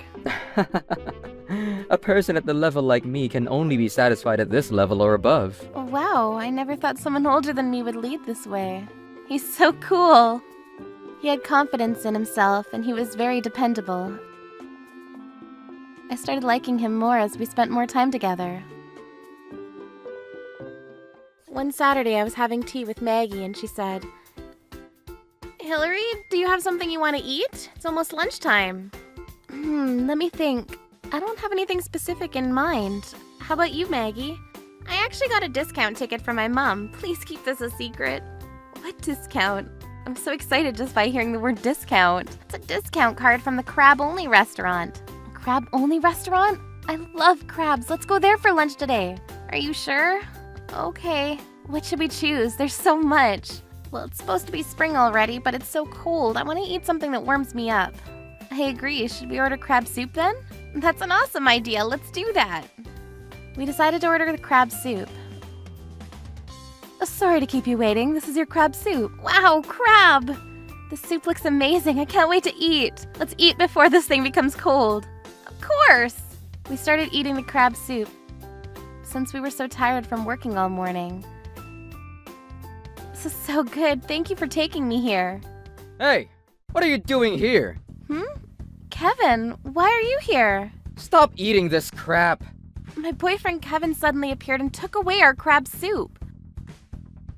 Then to my surprise, he dumped the dish into the restaurant's bathroom sink. What the heck? Do you know what you're doing? This crap! This crap! No, my crab soup! What's going on right now? What the heck are you doing? What? Are you trying to kill me? Someone, is there a crab doctor here, please? Excuse me. Will you please be quiet for a second? Okay, oh my gosh, our crab soup, our crab soup, our crab soup. Kevin, explain to me what this is all about. This is not a joke. That's my line. Explain to me. What are you doing? I don't have to explain anything. I was just trying to enjoy my lunch with my friend. What were you eating? What? I said, what were you eating? It's obvious. I was eating crabs. How can you say that in front of my face? Don't eat crabs ever again. What? Are you serious? I couldn't understand what Kevin was saying. What's wrong with me eating crabs? Why did you do such a thing? I need an explanation. There's no need for an explanation. Hillary, were you trying to kill me? I don't understand your logic. Why would I try to kill you? I was just eating crab soup. I don't see the connection. Do you hate me? Do you want revenge? Wait, are you listening to me? Why would I be the murderer just by eating crabs? Even high school detectives wouldn't think like that. You didn't know? I'm allergic to crabs. Huh? What? My mind couldn't process what he was saying, so I had to think about it for a second. First of all, it was the first time hearing that from him, that he's allergic to crabs. And I don't see the reason why he has to ruin our crab lunch just because he's allergic to crabs. He wasn't having lunch with us or anything. Oh, are you an idiot? I thought you knew better. Why? It has nothing to do with you, even if I eat crabs when you're not with me. Do I have to explain everything? Just imagine what happens if you touch me with the hand you touch the crabs. I would definitely have an allergic reaction. All because of you. Do you have a brain? Why can't you think about such an easy thing? Seriously? I'll return those words all back to you. Oh, why don't you understand? How can I keep dating you if you have crabs inside your body? The crab's DNA will be in Hillary's DNA. Do you know how terrifying this is? You're talking nonsense. First of all, it's not about DNA. Ugh! I'm so frustrated. Why don't you understand? Is it okay with you waking up one day with crab hands? Are you willing to take the risk? You won't be able to hug me forever if you get crab hands. Stop! What you're saying is so creepy. You've become brainwashed by the science fiction movies you watch all the time. There's no way you'll have an allergic reaction if I'm the one who ate it. That's impossible. You can't fool me like that. I know the truth. You should stop lying to my face. Kevin continued shouting in the restaurant as he was the victim. He was so loud that even one of the servers came to warn him. I was able to make him calm down after a little while, and the day ended that way. However, the next day on Monday, my class was from the afternoon, so me and Maggie decided to meet up at the cafeteria. What's wrong? I had a weird feeling the moment I stepped into college. It seemed like everyone was watching and gossiping about me. Hey, Hillary, what's up? Hey, sorry for what happened yesterday. Are you okay? No, it's fine. Well, I can't forgive him still for ruining the crab soup, but I will forgive him because he's your boyfriend. Maggie, you're the best. Of course, I'm your best friend. I was gonna talk about this, but did you realize that everyone's watching us? Is it just my imagination? Am I being oversensitive? Oh, it seems like Kevin's talking to everyone about what happened yesterday. What? It's about the crab soup, right? I was the victim on that. Why is Kevin telling all these people about it? Actually, he's saying that you tried to kill him. What? No way! How does he reach that conclusion? Well, this is only what I heard, but I heard that you knew that Kevin was allergic to crabs and still tried to make him eat the crabs. That fool! I will never forgive him! Oh, here he comes.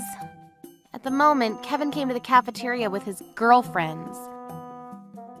Kevin, I need an explanation about this situation.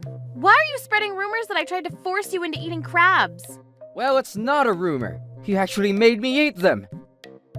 Hey, this girl made me eat crabs when she knew that I was allergic to them.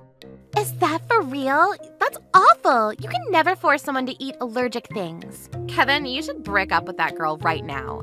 I will be your girlfriend instead. Hey, shut up. I will be his girlfriend. I can make him happy. Hey, just 1 second, girls. If you want to be my girlfriend, you have to have a ticket. Okay. Got it. Oh my gosh. I can't believe this is real. Kevin, what are you thinking? Oh, I forgot to say. You failed at being my girlfriend, so I'm breaking up with you. Now go away. What the heck? You won the beauty contest, so I thought we would be a good match. But too bad. I'll go out with other girls, so we're done. Bye. And this is how I was dumped. To make it even worse, everyone at the school was talking about the false rumor. If it hadn't been for Maggie, I would have broke down in the middle of class. I was full of sadness and frustration. Maggie, thank you for supporting me today. Don't worry, it's nothing. Miss Hillary! Miss Hillary! Please, come to the headmaster's office immediately! Me? Did I do something? What is it? I have no idea. May I please come in? I said goodbye to Maggie and went to the headmaster's office alone. I opened the door slowly and saw the headmaster standing. I will ask you directly. Is the rumor true? Well, that you tried to kill Kevin? That's a big lie. I never tried to kill him. I explained the details of what happened yesterday, but my headmaster didn't believe me. There's a big difference from what I heard from Kevin. That's because Kevin is lying. Well, in this situation, you're more likely to lie to me. So you won't believe me? There's a saying, there's no smoke without fire. So you must have done something. I will let you go this time, but if this rumor reaches outside of school, the image of the school will drop. Also, you were chosen as the most beautiful woman on campus. I might have to deprive that. Please believe me, I really didn't do anything. I'm innocent. If this is true, I would have to expel you. You know that, right?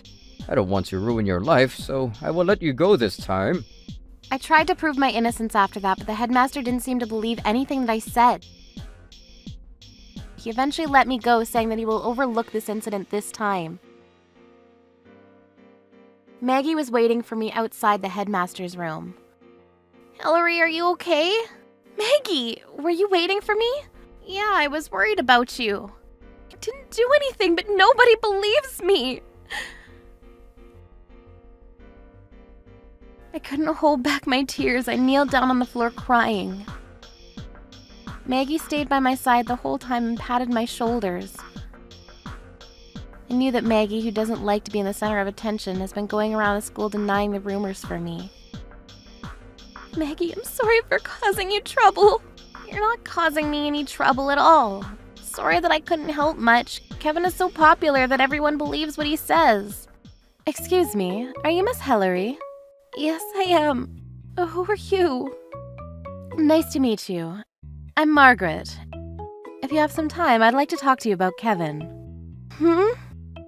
The next day, I felt the cold stares from the students around the school. The rumors even seemed to have spread to neighboring universities, too. Women are so scary. When I went to the cafeteria, many students were gathered around Kevin, and he was talking about me again. Everyone! The culprit has arrived! Run away so you won't be killed! I'm not a zombie! Oh, so you're still doing this dumb thing? Huh? Oh, you forgot about me? Suddenly, a woman walked in between Kevin and me. The woman and Miss Margaret, who I met yesterday. Miss Margaret is Kevin's ex-girlfriend. She told me that they were dating in middle school. Yesterday, she talked to me and Maggie about what happened to her in middle school when she was dating Kevin. It was exactly the same as what he was doing to me right now. I heard Maggie denying the rumors, so I wanted to help too. Thank you for helping us. You're the best. It was the worst experience. I was ignored by everyone during middle school and bullied, so I'd like to do my best to help you. Well, he hasn't changed a bit. I have one thing I want to talk to you about, Miss Hillary. What is it? Miss Margaret started talking to me about her revenge plan. She's a genius. I immediately decided to go with the plan. I'll never forgive him for doing this to me. We are troublebusters. Are you Margaret? So now you remember. I can't believe you forgot about me when we were in the same college. Oh, I remember. You were the one who tried to kill me during middle school. Kill? Yes. She loved me so much that she became a freak. She said Kevin is my collection and tried to kill me. Oh, it was the worst nightmare. That's completely different from the truth. Huh? That's the truth. You tried to make me eat crabs too. I never did that. Oh, that's why you two are hanging out. My 2 ex-girlfriends tried to kill me with crabs. Ha ha ha. Oh, they're similar. Is that really the truth? This is the last time you can be joking. What does that mean? Maggie, I'm ready. Everyone, please pay attention to the screen.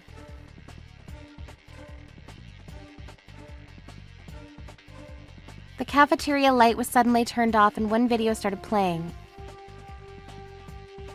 It was a video of the crab restaurant 2 days ago. In the video, Kevin took the crab soup from us and dumped the soup into the restaurant's bathroom sink. What is this? Stop this immediately! No way! Why did you do that? Me eating crabs is none of your business, Kevin. What are you saying?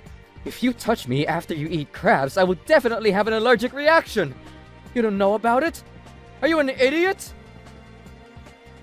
The cafeteria became a chaos after the video was played. How does this lead to me trying to kill you? Where did you get this video from? It's a video from the crab restaurant the other day. You know which one's the culprit, right? I'm the culprit. It's obvious. I didn't say anything wrong. You knew I was allergic to crabs and still ate them. Kevin screamed and everything in the cafeteria started to burst into laughter. Kevin, what the heck are you saying? You're so funny. What's wrong? Do you seriously believe that if you get touched by someone who ate a crab, you'll become a crab? That's impossible. What? Isn't that true? Why are you all laughing? No way. It's hilarious that you think so. Stop making fun of me! I got rashes when I touched someone who ate crabs. Kevin got more laughter as he tried to defend himself. Now everyone doesn't believe in his nonsense. First of all, Kevin, you were eating crab pasta at the restaurant. A photo of when Kevin was eating crab pasta showed up on the wall of the cafeteria. This is not true. This is a mistake. What? Mistake? You said it was delicious. Do you really think you can do this to me? I got permission from the headmaster. The headmaster was worried about the rumor spreading to neighboring colleges and gave us permission to execute the revenge plan. We all reached on a conclusion that we would have to show the video in front of many students to stop the rumor from spreading. Hillary, I'm sorry. It's my fault. Why are you speaking in such a small voice? I just wanted attention from you since you were cold to me recently. What the heck? It's because you won't become jealous, even when I'm with other girls. Does that mean that everything you did was on purpose? You're such a loser!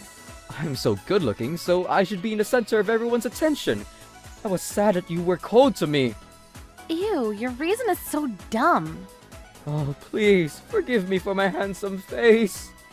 Are you kidding? There's no way I'm forgiving you. I heard that you did this to other girls too.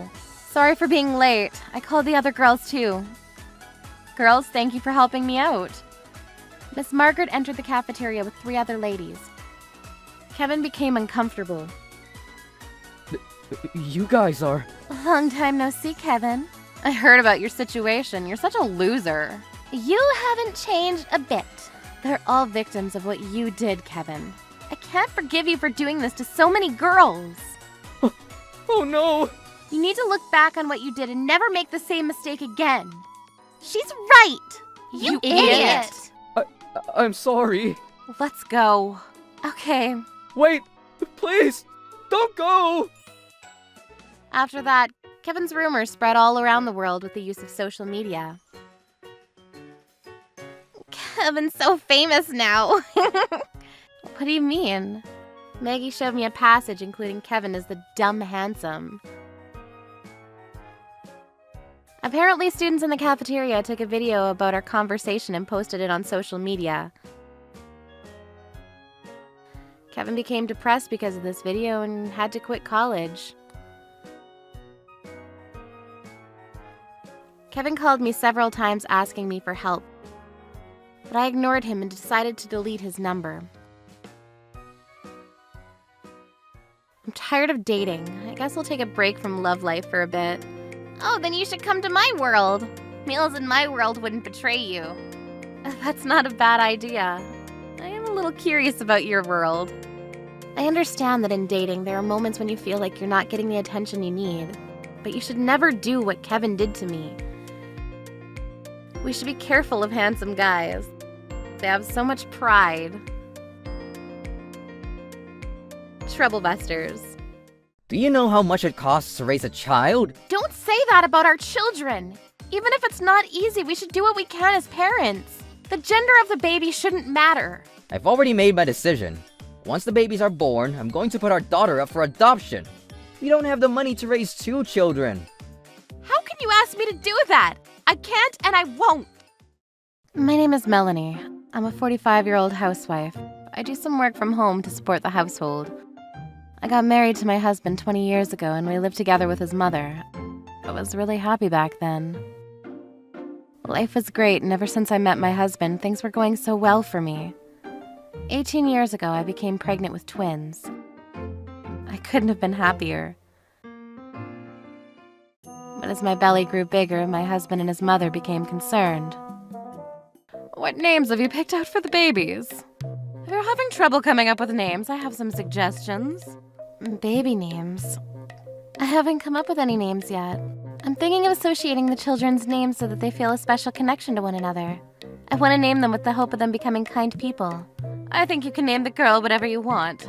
As for the boy, you should give him a strong name, something very masculine. How about a name that resembles a demon slayer for the boy? That's a great idea. I want my boy to grow up to become a demon slayer in the figurative sense and stand up to the villains in the world. I'm not sure I would agree with that. I wouldn't want our boy to start playing with swords and attacking people randomly. Well, we still have time, so let's think of a name later then.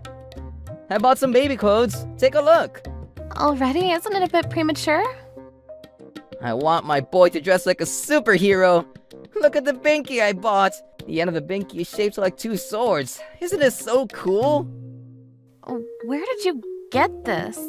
I want my boy to play with swords. I want him to grow up to be strong like a demon slayer. I can't wait for him to be born. Is this all you bought? What about our little girl? It is. Did you want me to get something else? Well, we are welcoming 2 children, so shouldn't you treat them fairly? I feel like you're playing favorites with our children. That wouldn't be right. Why do I have to buy stuff for our girl? If you want, you can buy her stuff. But I'm not interested. Why are you not interested? We're talking about our daughter here. Melanie, why are you making such a fuss? Do you not get it? What do you mean? We don't need another girl in this household. We only want boys that can carry on the family name. Why did you have to go and get pregnant with twins in the first place? All I wanted was a boy. What do you mean by we don't need a girl? It makes no sense. She's your granddaughter. Doesn't that make you feel anything? If I could practice sorcery, I would turn the girl into a boy. Basically, a girl is useless to me. How can you say that about a precious life being born into this world? You're being cruel. A precious life? I think you're misunderstanding me. Am I misunderstanding something here? A girl in our family is just costly and not useful. Why do we have to pay to support a life that is of no use to us? She's garbage to me. How dare you say that about my daughter? You're the one being unreasonable here. How much do you think raising a girl costs? Do you know how much it costs to raise a child? Don't say that about our children. Even if it's not easy, we should do what we can as parents. The gender of the baby shouldn't matter. I've already made my decision. Once the babies are born, I'm going to put our daughter up for adoption. We don't have the money to raise 2 children. How can you ask me to do that? I can't and I won't. If you won't agree with me, then I expect you to pay all the costs for raising our girl. I don't want to have anything to do with her. If you don't want to provide for the girl, I say get rid of her. I'm not spending my hard-earned money on her. I don't work, so you know that what you're saying is unrealistic, right? Then why don't you ask your parents to chip in? I'm sure that your parents don't have that kind of money, though. Raising a girl will only bankrupt them. I can't believe how you're both acting. I can't believe that I have you as my daughter-in-law. You're not even really a part of this family. You're merely here to produce some male offspring. What? I'm married to your son, so I should have a say in how my children are raised. You don't seem to understand your role in this family. I thought that you were a little smarter. I can say the same thing about you. Don't you know that my family is pretty important historically? I can show you our family tree and explain to you about our family lineage if it means that you show a little more respect. Since you're not directly related to my ancestors, that makes you the lowest in rank in our family. You shouldn't disrespect my ancestors by disobeying me and my mother's wishes. You're not making any sense to me. Are you still living in the medieval times? Wake up and smell the coffee. We're living in a modern world, and you're not supposed to make discriminatory remarks like this. Don't you get it? I'm simply more superior than you. It's set in stone and there's nothing you can do about it. Are you being serious right now? I just want to emphasize that I'm not spending any money on my daughter. End of discussion. From this day forward, my husband and his mother openly disrespected my wishes. And true to his word, my husband wouldn't spend any of his money on our daughter. I used up all of my savings to get what I needed for my daughter. And as planned, I was able to deliver 2 healthy twins. From the day the twins were born, they were treated differently. My husband and mother-in-law completely ignored our daughter, and they smothered our son with love. My daughter and I were mistreated in the household, and my husband and his mother were having a great time being mean to us. Fast forward to 18 years later. The children were all grown up. They were both about to finish high school. Unfortunately, my husband and his mother's attitude towards my daughter had not changed over the years. Because they didn't contribute whatsoever to the upbringing of my daughter, I secretly did some work from home to pay for her education and living expenses. There is something that I want to talk to you about. What is it? I hope that you haven't come to waste my time. I don't have any time to listen to your petty issues. It's about the money for Sarah's education. I'd like her to go to prep school to get ready for her university entrance exams. I was wondering if I could ask you for your help in paying the tuition. I can't believe you're asking me this. You must be joking. I don't want to spend any of my money on that girl. No way! She is your granddaughter, though. Why are you so mean to her? What has she ever done to you? Aren't you forgetting something? She's a girl, remember? It's not worth spending any money on a girl. Then I guess the same can be said about us. We're girls, aren't we? Shouldn't we sympathize with other girls? Why are you so fixated on taking care of boys? What is wrong with girls? Well, if you look back to history, men were considered much more important than women. This concept hasn't changed over the years. We're just here to produce and give birth to our offspring, that's all. In this world, it's much more efficient to raise boys than girls. In that sense, you're useless. You only gave me one grandson. Don't you think that the same can be said about you? You only have one son, too. You're older than me, and you can't produce any more male offspring. So doesn't that make you irrelevant, then? How dare you say that to me? Don't you have any respect for me? You're such a bitch. You should leave this house immediately and take our stupid daughter with you. What's with the racket? Can't you women stay quiet so that the men in the house can get their work done? I'm sorry for the noise, Kevin. Please do forgive me. Your mother was trying to get me to do something very ridiculous, so we got into an argument. Kevin, don't speak to your grandmother in that tone. You're being very disrespectful. Kevin, you're still a child. Don't speak like that to your elders. Stop acting all superior. I'd like to say the same thing to you. What gives you the right to boss me around? You should respect me. I'm your brother. Well, I'm your sister, and we're equals. One day, I'm going to be the man of the house, so you better not get on my bad side. I could kick you out of this house, you know. Kevin, stop talking to your sister like that. Shut up, Mom. I could kick you out, too. Kevin is telling you to shut up, so I would listen to him if I were you. If you had any brains at all, you would understand your place in this house. Sarah, it's no use. Let's go. I agree. There's no point in talking to them. I can practice my English with the CD that you got me. I'm sorry that I wasn't able to persuade your grandmother. Sarah and I were clearly disrespected in the household. Kevin was allowed to go to private elementary school, while Sarah had no choice but to go to public ones. On top of that, Kevin was given several $100s as allowance each month. When Sarah became older, she had to get a student job to earn enough money to go out with her friends. My 2 children lived in different worlds. Kevin was still my son, though. I found him to be pretty obnoxious, but I loved him all the same. I wasn't prepared to leave him to provide a happier life for Sarah. I was trying to find a solution that would make them both happy. With my children now being in high school, I considered leaving my husband because I was clearly in an unhappy marriage. As these thoughts went through my mind, a sudden and huge earthquake struck. Sarah and I immediately hid under the table for our safety. The room shook violently and the cabinets began to fall onto the ground. Sarah and I were trapped in the room, but fortunately we were both safe. All we could do was wait for someone to rescue us. Dad, thanks for coming to rescue me earlier. You saved my life.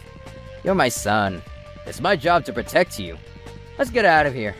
We don't know when the rest of the house is going to collapse. I can't believe there was such a big earthquake in our neighborhood. What bad luck we have.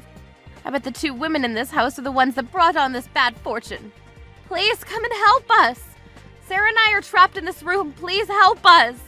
I hear Melanie's voice. Melanie, what are you and Sarah doing in there? Sarah and I were studying together.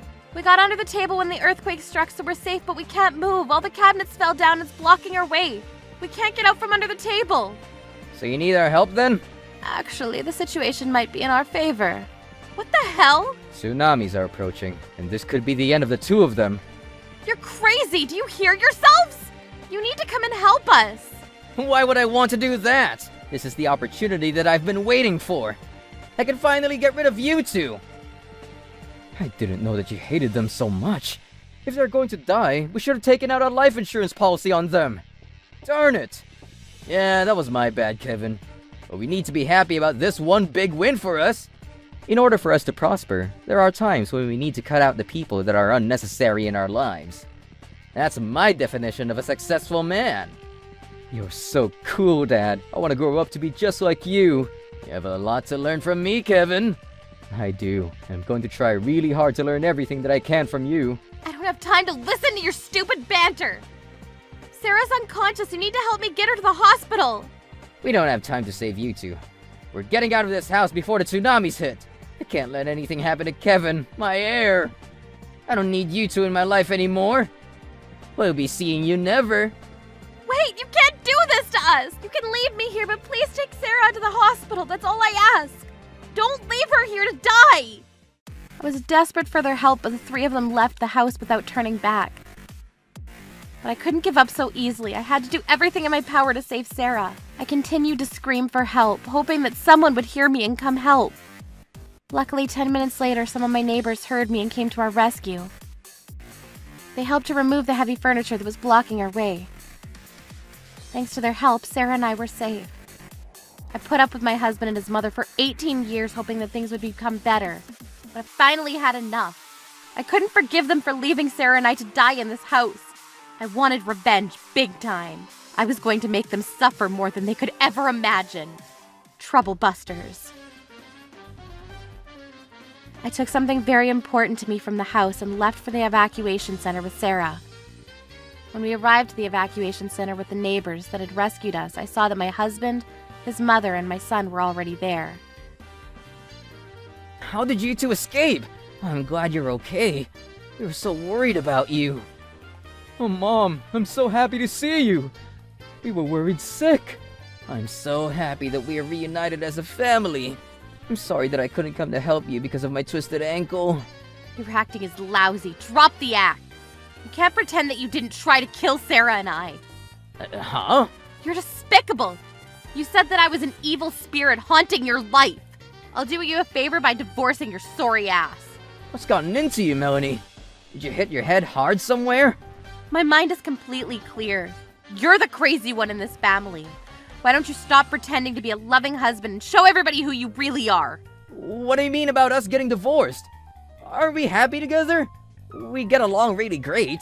What's the problem? Can you drop the act? You're making me sick. Let me tell you something. Nobody believes your stupid act. Huh?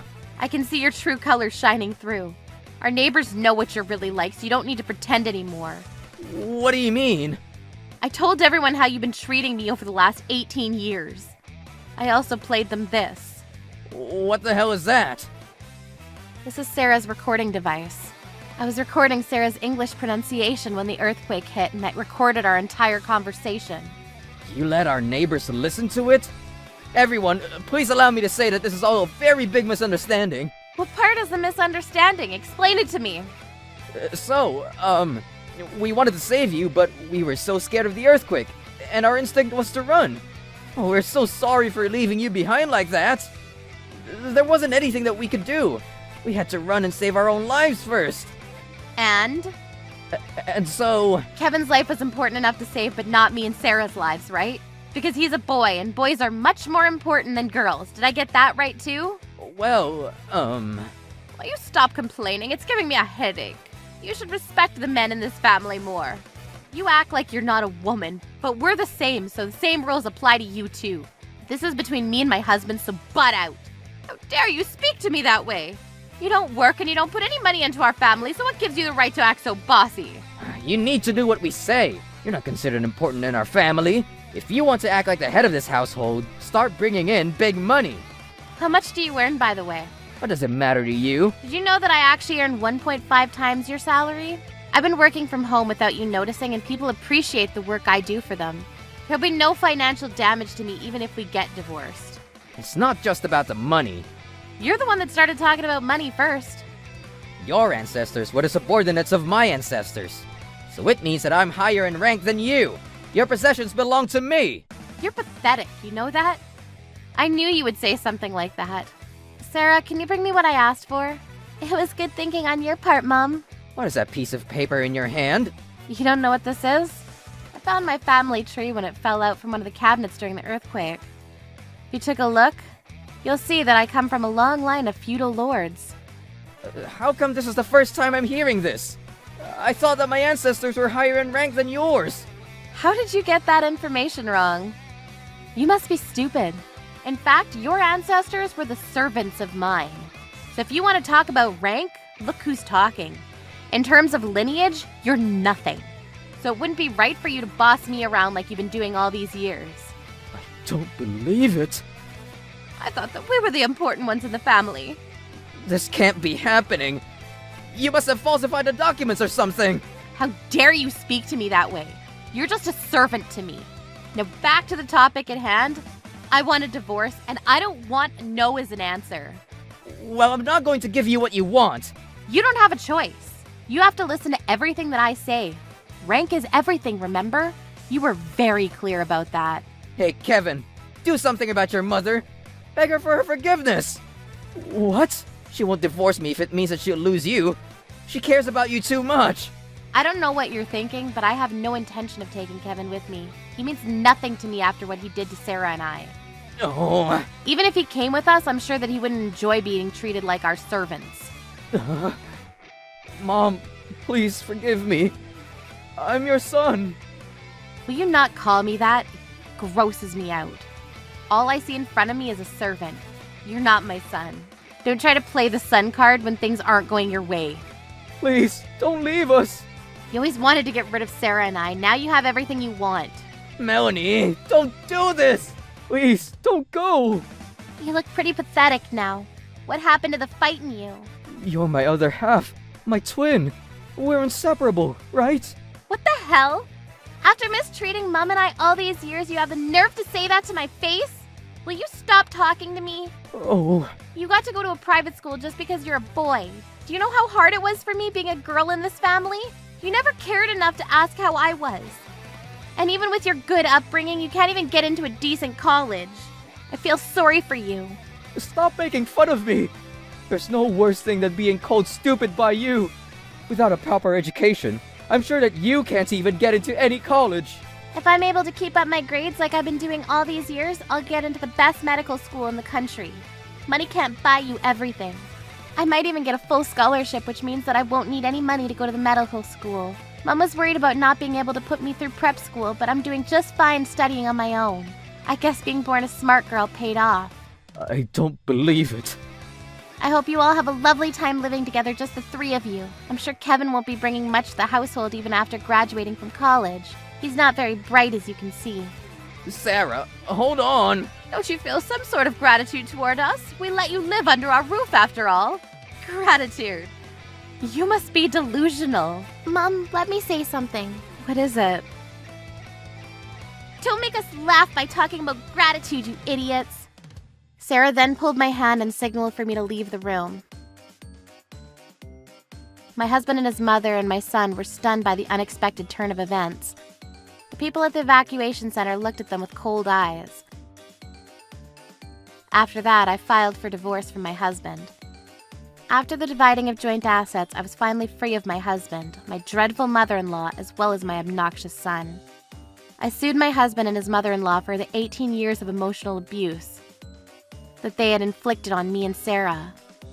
The amount I was due to receive from them was quite substantial. In order to make the payments to me, my husband had to sell the house. But they didn't get a good price for it because due to the recent earthquake and tsunamis, people weren't interested in buying it. It's been so much better living with just you, Mom. I'm the happiest I've ever been.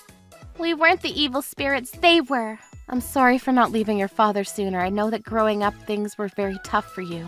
It's okay, you've always protected me from them. It kind of pisses me off that the three of them are living together peacefully even though they tried to leave us to die after the earthquake.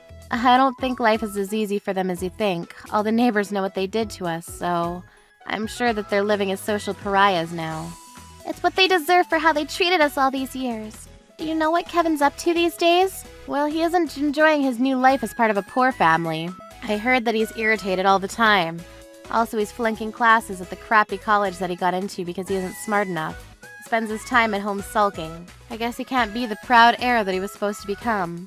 Well, he certainly wasn't fit for the job in the first place. Let's move on and try not to speak ill of our former family.